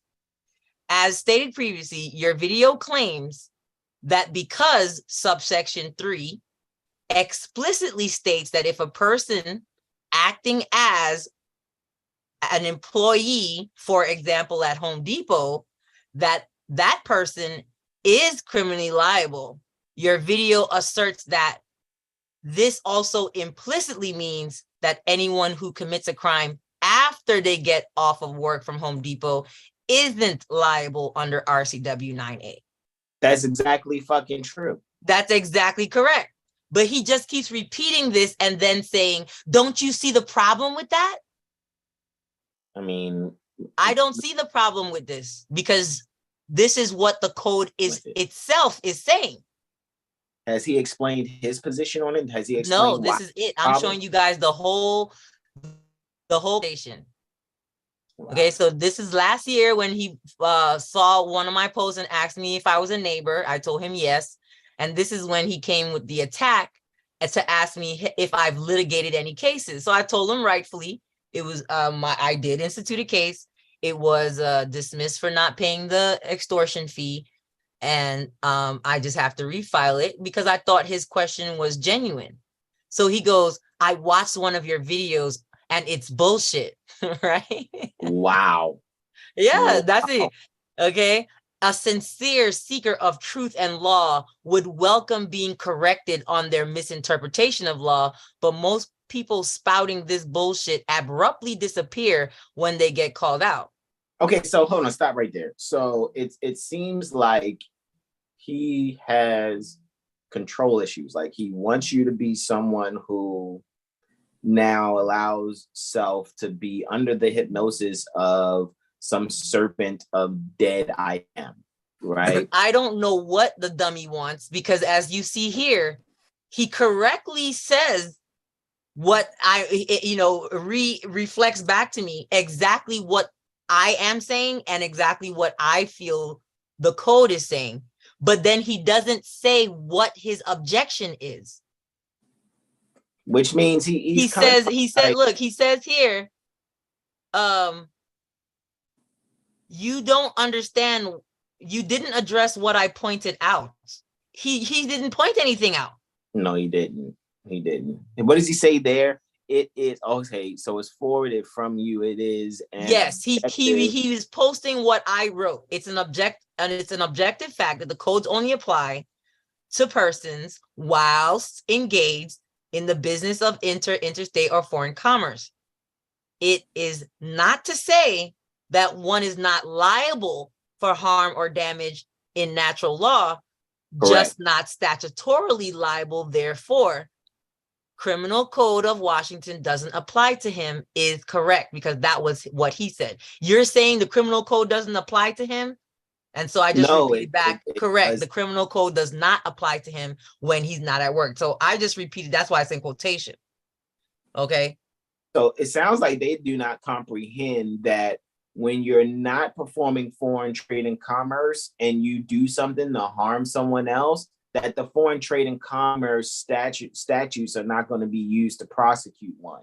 Correct. You are going to be you are able to be prosecuted. You're just not able to be prosecuted under that particular statute, which only applies to agents when they're acting on behalf of entities. It says it clearly right there. Yeah. I mean, I don't understand why he seems to have a problem with that, because he's not saying what the problem is. Because I didn't say the person is not liable for any harm and damages at all, ever. You know how I am. I'll call a motherfucker, be like, "Hey man, what's up, man?" Yeah, but he didn't solicit me for my time, and he proved himself to be unworthy of my energy. Okay. So he's not a friend. He's obviously not sincere. So the only good part of this conversation is for what we're using it, the purposes we're using it for right now. He which literally is to show how not to be an asshole to the wrong people. Because I'm the one you want on your team. I'm not who you want to be an asshole to. Because as soon as he said this shit, I blocked him. As you guys see right here, they have an unblock option because I blocked him. I'm not entertaining your shit. You didn't send me a Cash App. You're not sincere. You're not in any of my classes. And then you're retarded because you can repeat back to me exactly what the code is saying and then just declare it to be bullshit without giving any reasoning. Any further? He says it right here. That's utter bullshit. You just made it up out of thin air. What makes him think that though? That's why I said it sounds like somebody with some like he thinks that the statutes, just because they exist, are applicable 100% of the time. All 7 days of the week. Okay. Wow. 24 hours of each of those 7 days. That's the only other thing I could think of, because as I said again, I said he is liable for all harm and damage, just not under the code, which he correctly states back to me. You're still liable, just not under RCW 9A. You might be liable under the Constitution. You might be liable under common law. because you are liable for all damage that you cause somebody else. You run into someone's fence, even if it was by an accident, you're still liable. I mean, they might tell you don't worry about it or whatever, but that's at the discretion of the one who was damaged. Indeed. So I'm not saying, oh, they can't you can't be held liable under any circumstances while you're not on the clock. I was very specific, and he was too. You're not liable under 9A. He doesn't say what the problem is. And then I tell him, taken as a whole, that's what it means right there. It says, yes, taken all together, that is what this whole section is saying. As I said before, it's not to say no law is applicable, just not the statutes, which are for when one is engaged in interstate, or foreign commerce. I mean, I hope everybody's understanding in plain English what I'm saying, because when this to me is what happens when you're bent on being stupid. Yeah, when people are bent on one idea that they have and they want to bend everyone or have everyone else, what's the word? Confirm or confirmation bias. Validate. Yeah, they want you to validate their thinking. But they're not even saying what they're thinking. They're just saying to suggest that the code is saying that a man is not liable when he's off the clock. He's saying it's absurd bullshit, but he's not actually saying what he thinks it is. I mean, that's the thought to me, as well as him saying he thinks that you have perfected the craft of intellectual dishonesty. I mean, my question would go, takes one to know one. So how long have you been intellectually dishonest? Nah, I got one better. Block. I trump you. I block, because once he says back up your bullshit with factual evidence, motherfucker, you not only read the code, you interpreted it correctly, and then you yell out it's bullshit. I don't have any evidence. Wow. How do I not have evidence? You're illiterate is what you're proving. You are illiterate. What is the point of knowing how to read if you choose not to comprehend what you read? Yeah, that's wild as fuck. I was just checking the chat to everybody to see what they were saying in the chat. For real. You see what I say back to him? You win. I don't have to prove anything to you personally. My quote unquote bullshit has won cases, no matter who may disagree or why. He called him a female sheep. I think that's hilarious.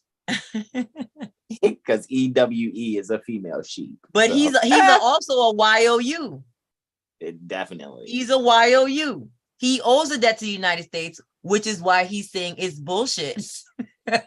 Yeah, see, for me, when I got messages or people corresponding like that, I'm like, okay, who sent this Masonic agent? And I'm not against Masonry, because I comprehend what he's self-activated. He's like the policy officers that reach behind their back and wind up their own key. Wow. He's turning himself on. Okay. Mental masturbation much? That shit's wild. I totally, that's some bullshit. Wow. I hope you guys enjoyed that little mental gymnastics. Indeed. Well, let's see. Then the chat, of course, after Brother Sean read Kim's comment, Consuela says, peace and love to all Islam. John says, Islam kin folks. Mary Bagnashi, she says, greetings. Consuelo says, peace and love, Mother Malika. Jadon says, ha ha ha, Brother Sean with the keep the sneak shot. Malika, you had said, peace, my friends-in-law. Yes. We were waiting to exhale, says Jadon. Yeah, I'm watching the As Above So Jadon says he's watching the As Above So Below series on Rumble. Like, he's getting through it. All right. As far as awesome. Twitter says, side note, still waiting on the Telegram invite. I could have sworn we put that in the chat, because anytime people say it, but I know you've been like you said yesterday, you want to hold off on it going out like that because people are trying to just kind of troll the Telegram, especially since they can't really troll the website. So it's like maybe Layla can, or I can text it to her, I guess, maybe. If I don't even remember which number is yours, Consuela, but I'm pretty sure I can figure it out if I just go look at some of the conversations. I posted, if anybody is on Lawful Living, I posted the Telegram group yesterday in the community. Okay. Well, if she's a part of that, then she can get it from there. Then cool. Yep. Jadon says the dead ego, or I am again, as far as the De Mortega part of it. I Create says be mindful of evamps heirs. So in other words, be mindful of energy vampires. Heirs. Yeah, that's why I cut them off quick. You win. I'm done with you. It's over. Yeah. Open 642 says greetings. So yeah, I mean, see, what I'll say is, even with yesterday, what I because there was guys, you know, every Tuesday, Thursday, jurisprudence gym is on and popping, right? Lawful Living Friends in Law, and it's also it's called amongst us. Malik calls it Bible study, and I get it, you know, from my Moorish American perspective, because Prophet Noble Drew Ali expressed in the oral statements and prophecies, don't throw away your Bibles when you use them to condemn the government. And actually, yeah, it's the oral statements and prophecies. And so one thing I brought up, like Malika had brought up in class yesterday about, you were saying when you were at one point in time in your life expressing your energy with what's termed Wells Fargo, and people was just like wanting access to whatever was being offered as far as access or whatever. And with that being said, you was like, hey, you know, it's going to be like 120% interest or whatever. Yeah. And then I brought up Exodus 22, 1 and 4. And maybe I could just bring that up real quick and we can review that. I think it's very interesting because I don't think the people can see that when they assume to be doing statutory operations, they're robbing themselves. And I get it. Sometimes, you know, our concepts may need to be corrected in diverse ways in order to really comprehend what's actually being said. However, let me see if I can, okay, I got it right here. Let me come back to the Zoom. And it's interesting because we were speaking, and we speak often about rights, right? And property, right? And your rights is your property. However, this particular what? My rights are my property? No way. I mean, can I sell some of them for cash instead? Some people actually do. They hoard themselves out. They actually do hoard themselves out for that shit, right? And that's why I just want to kind of bring this up and have you guys kind of read over it, right? I'm going to use the Moor's room, but stop laughing, Terrell. It's real. I'm going to sell 2 of my rights for 200 notes and food stamps. Basically. You know what I mean? I give you 400 food stamps. 400 food stamps. You give me 200. Okay, look. That was good. Yeah. Fuck. I know that's what everybody want to know. Can I sell some of these Dominion for some Oh, shit. How much of that Lamborghini over there? How much Dominion? Oh. How much Dominion for the Lamborghini though, huh? God. Damn, some bars right there. That was a good one. That was good. Woo! That was funny. All right. I had to mute. Y'all got me cracking up over here too much. Yeah, that was a lot. That threw me off. That was a good one.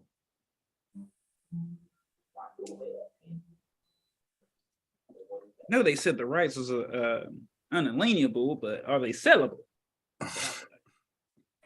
I just told you can't put a lien on it, and you asking me. It's sellable. No, you said it, but I'm trying to fuck around and find out. You know, like, hard-headed. It's funny that you asked that, right? Are they? I know they can't be lean, but can I sell some of it? When that the answer to that question, funny enough, I know we're joking about it, but when we did our as above, so below, Then when they're not supposed to be talking to regular people. Oh wait, no, you know what it was? It was when I was. It's the research in the car. Mm. Let me show y'all, because that was the question to answer. So when you're researching the transaction for cars, it sends you right to Title 15 and Title 19, and they talk about in Title 19 that it's a lien against the merchandise. Mm. Right? The price of something represents a lien against the merchandise. And it's like, duh. Crazy. So hey, it represents a lien against the doesn't that make sense? Right. Can you connect that with this Exodus 22:1-4? Because for me in my brain, it goes together, honestly. You were talking about, that was the portion of the class you were talking about, import export, right? Yes, because that's what they call it. Right here. Liability of importer for duties. So whenever people go to the grocery store or any store. Are you sharing? Oh, I thought it was. No. I was screen sharing. Go ahead. Oh, okay. I was screen sharing. So we were having a little chuckle about rights being can I exchange some of my dominion for that Lamborghini? Cool.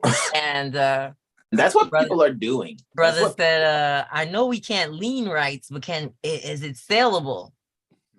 And then it reminded me of this section of Title 19 CFR that talks about the fact that the sales price, which is considered a duty, is a lien against the merchandise that people want to exchange a little bit of their rights for. The liability for duties also constitutes a lien upon the merchandise imported. So if they're telling us to give, let's call it money that we've exchanged our life energy for, to then go and get this merchandise, is that not an indirect lien on us?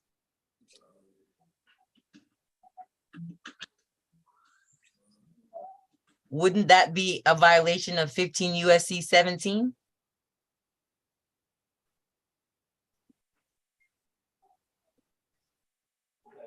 A lien against merchandise, the liability for duties, which is the sales price, constitutes a lien upon the merchandise imported, which may be enforced while such merchandise is in the custody or subject to the control of the United States. And then 15 USC 7, is where it goes on to say that you cannot use the labor of a being as a commodity. The labor of a human being is not a commodity or article in commerce. So if I'm taking my labor to exchange it for this thing called money, and then if I give you some of it, it constitutes a lien. If I give you some of it for merchandise, it constitutes a lien. How is that not a lien on my energy? Right. Right.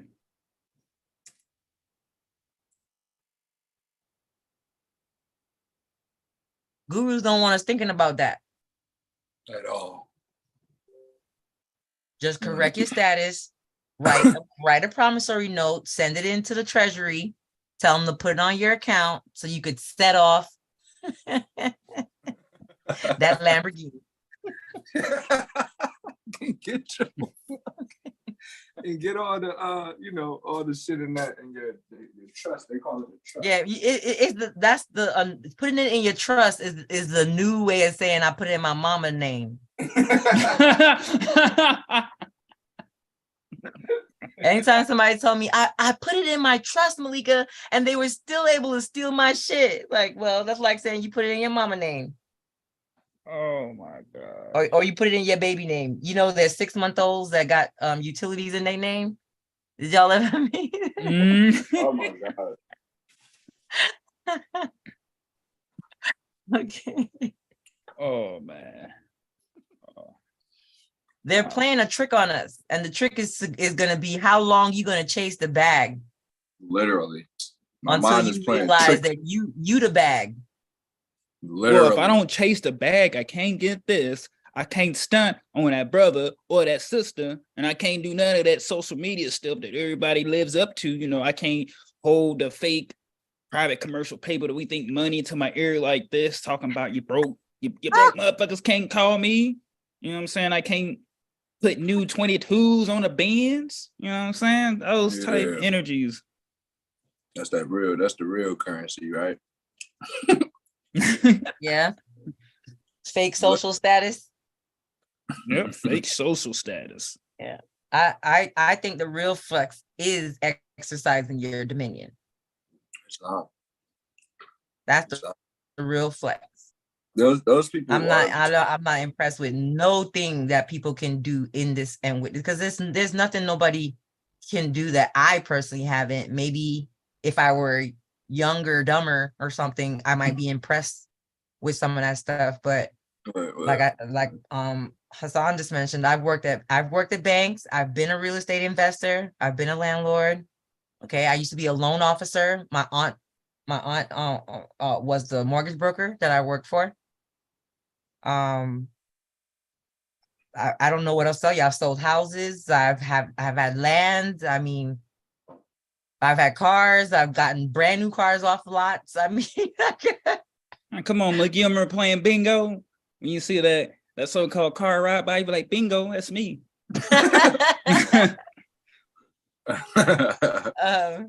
There's not too much. I can't think of anything. I've had several businesses, both brick and mortar, offline, all type of stuff. All type of stuff. There's nothing I don't think anybody could do. You know, I've been in homes of millionaires from before I graduated high school because I was living in Florida. So it's kind of hard to avoid not being in a somebody millionaire house in Florida. So yeah, been there, done that. Been in music videos, all type of stuff. So nobody could flex and be like, oh, there's this thing that I'm gonna impress you with. You want to impress me with something? Learn how to live without this slave system. Don't show me how you able to bust into the back of the Treasury Direct. I'm not impressed with that. I've seen people do that and go to jail and got the t-shirt and came out and said, I got a felony now. Can you help me? Sure. Wow. You gonna stop talking all that UCC BS? Or else. Or else. So in harmony with that, right? I came across Exodus 22:1-4. I was watching because even studying more science, which is what I just call life, just being self. I will watch different so-called quote unquote televangelists. And one in particular who comes off pretty didactic, as it's said, right? Is one who is from near what they call Singapore, man by the name of Joseph Prince. And he runs something called New Creation Church. And going over about, thieving, basically, people stealing or thieving stuff.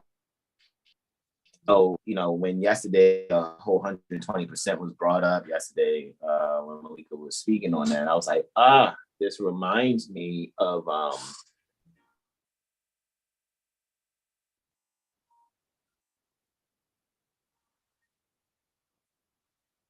in 20%, right? So as you see here, this is the amplified version of the Bible, which is where I first learned about the four corners rule.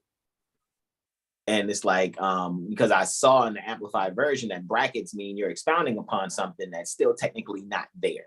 You know what I'm saying? But it's just a editorial noting. And then I think a year later, I came across what someone called the Four Corners Rule. And then I was like, holy fucking shit, that's what they're using in the Bible. And then I put it all together with my prophet Noah Ali. It was like, don't throw away your Bibles. I'll use them to condemn the government. So it started just clicking for me here. However, as you can see here for Exodus 22, 1-4, right? Anybody want to read? You guys want me to read? Oh, shoot. I got you. Let's see. Exodus 22.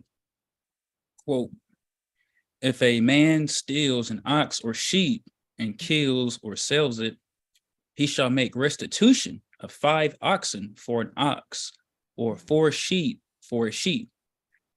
If a thief is caught breaking in after dark and is struck by the owner, so that he dies, there shall be no blood guilt for him.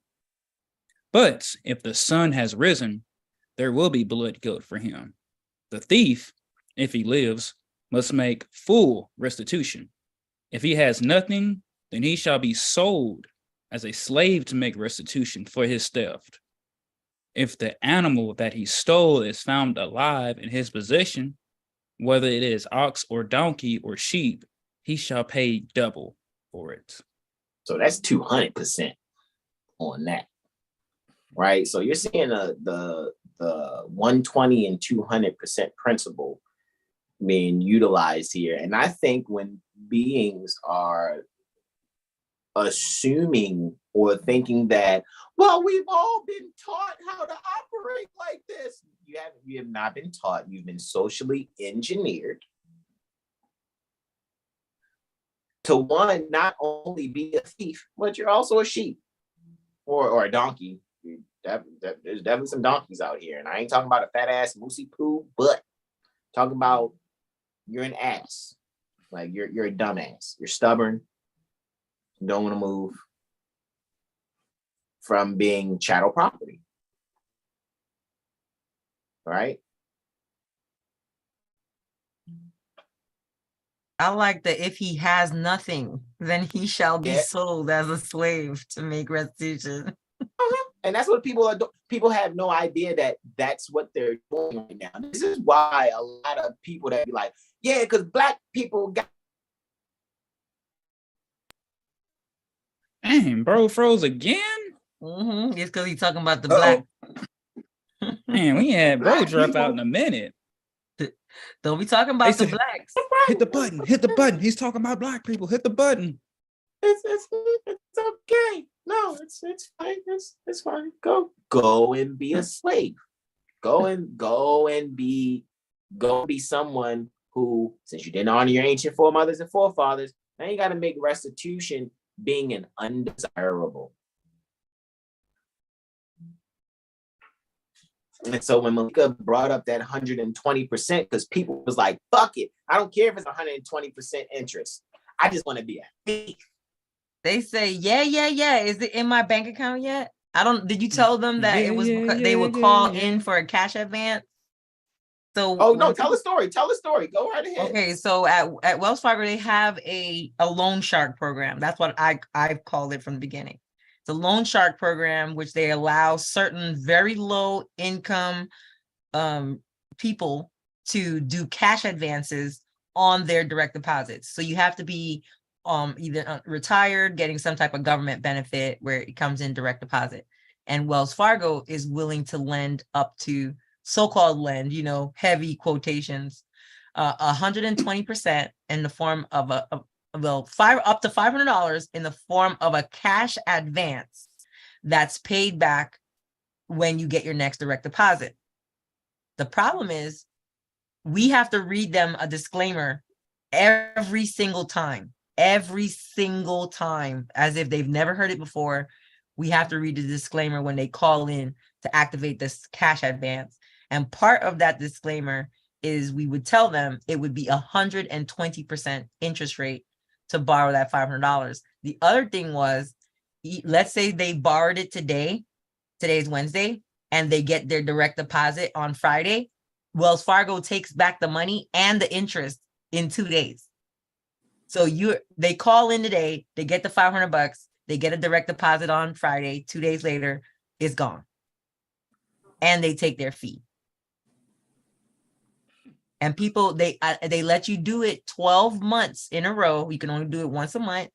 People will do it 12 months in a row. No, they let you do it 11 months in a row, and then they force you to take the 12th month off if you've been doing it every month. But because of how the bank charges, the people who are doing it get dependent upon it, because as soon as they borrow it, they get a direct deposit. Like I said, it comes right back out, even if it's a day after, 2 days after, 3 days after, it doesn't matter. So now you're always feeling like you have this hole that you can't fill of at least $500 plus the 120% interest rate. And they would get upset and angry in that 11th month because they couldn't borrow it again. The bank forces them to take a break. They don't advertise this anywhere. So they had to be preying on people who were already in a predicament, because they more than likely purchased a bank or two that were already doing those type of predatory lending, and they allowed the people who were customers of that bank to continue their horrible ways. So they never advertise it. So a lot of people, even who have Wells Fargo as a bank, even my parents have been, well, they appear to have been with Wells Fargo since 1988, because they were with a bank that Wells Fargo eventually bought.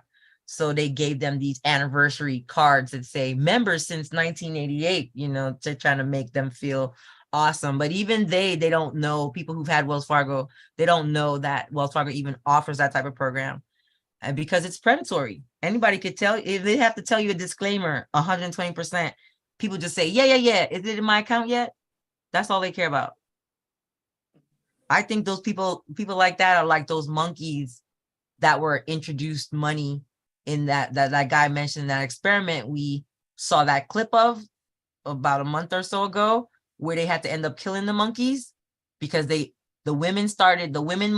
female monkeys started prostituting themselves. And the male monkeys resorted to violence and theft once they introduced money to this colony, and they had to end up killing off the monkeys. I think that's where a lot of us are, if not all of us.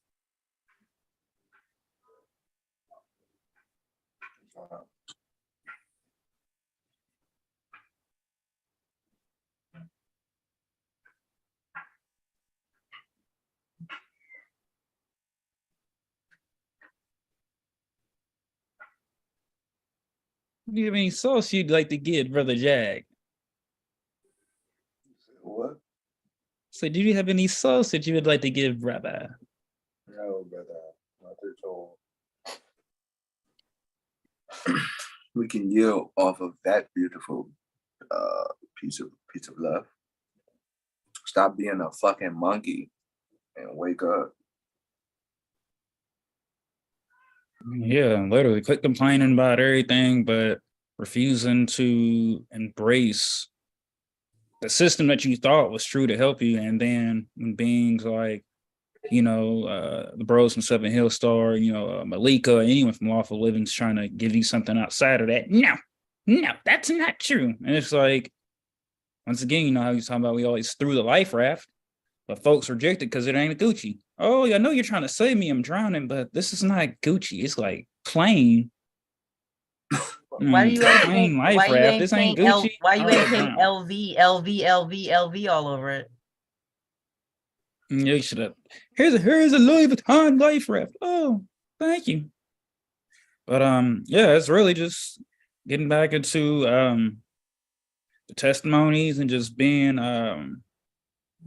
eccentric, to break away from what we thought was true, and just so-called the quote-unquote norm way of things. Like, it's changing, and if beings would like to see things accelerate, they can assist us.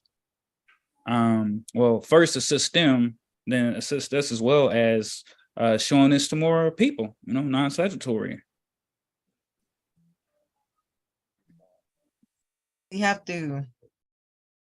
We help by helping ourselves. Period. Right.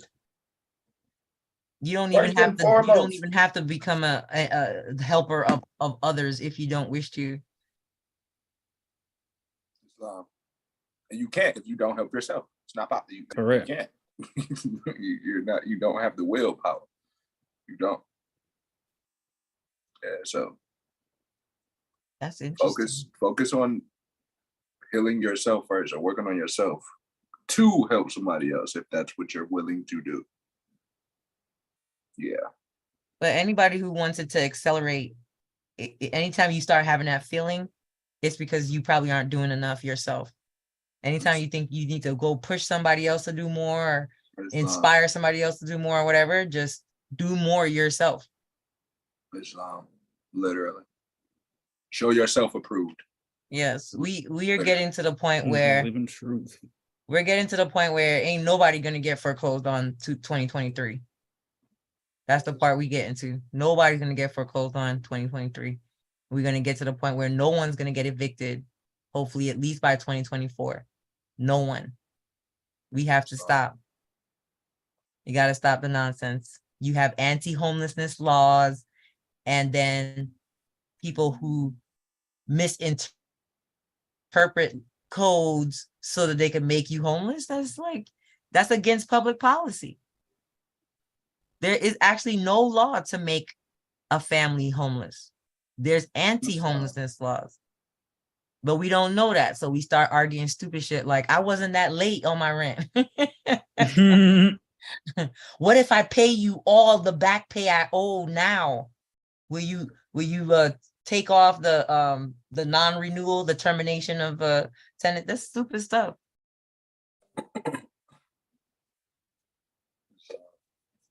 Ask them to show you the law which says you could make a family homeless.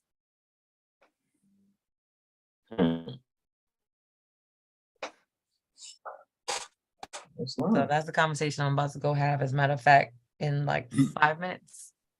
Really? Is that an open Zoom meeting? Or No, it's not an open Zoom meeting. It's just me and one other brother that has been tearing up these risk management people with the false advertisement claims for all you corporations. Yeah, I mean, it's funny. Me and the bros, we had a conversation in brief before we yield. We had a conversation about risk management, and you know, even when you brought up yesterday out there near the Illinois State Republic, when a couple us out there had brought up what was it? They were making a state tort claim and realized that the tort claims were based on court of claims. They have them at the court of claims in Illinois. Right. So I was like, that's interesting. And it's really just a matter of everyone and that's why I like what we do as far as looking near any corporate jurisdiction, so to speak, and finding out how they have their game board set. Mm-hmm. So that we can see like, okay, this is where you go when someone wants to act fucking stupid. This is where you go for them to get an ass whipping handed out to them, right? And that's why I'm really thinking like this is what really needs to happen on many different levels. Actually, on many different levels, this really does need to happen where people can really know how to go about getting the restitution that these slaves have to actually get. And because what they've done is they've robbed themselves and the common people. Peace, Malika. They've robbed themselves and the common people, right? Of what is needed, what is necessary. And what's necessary is overall peace of mind, so to speak, peace pertaining to mind for all. So with that being said, you all, what I would like to say before I yield and go with my babies, right? Let's read this in the chat. Jadon says, y'all are too funny. Those facts. Brother Derek Glassberg said, out loud, I put in my mother name, laughing out loud. Mary said, sick. Right? Consuelo says, okay, Islam. Jadon says that part. Mary says, nice, right?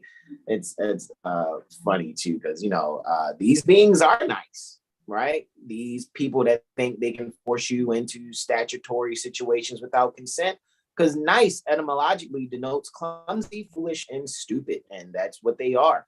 I don't care how and senseless. Very senseless. Very senseless, right? No Marlon Wayans, right? So with that being said, for those that have never seen the movie Senseless, right, with Marlon Wayans.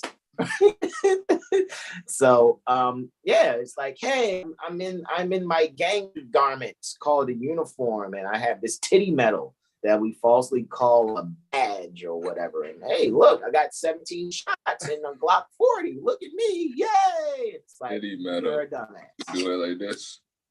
Titty medal. Oh, that's too honorable. What you have there. That's a compass. That's way too honorable. What you got there. That's an honorable piece of metal there, bro. Yo. They on some fuck shit. Too honorable. That's hilarious. Yeah, that's too honorable, bro. It's love. However, with that being said, we like to thank you all on behalf of Brother Terrell Tamari Bay, Brother Charlene Mel, Brother Corey Bay, Brother Ara Muwala Bay, Senior Jackson Bay, and I, Brother Hassan Gazio Bay. I'd like to thank you all for joining us. Sign up if you haven't at 7hillstar.com for our email list so you can receive the email that I will make sure I put together tonight to schedule it for next day, which is Thursday, the 6th April. And then guess what I'm about to do, guys? Okay, yes, it's today. Right? Some early access.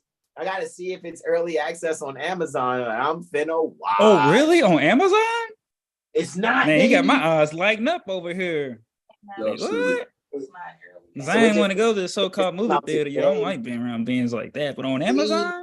Now, my baby just said that it just came out today in the theaters, and I was hoping it was some easy access because the other night we watched Apollo 3.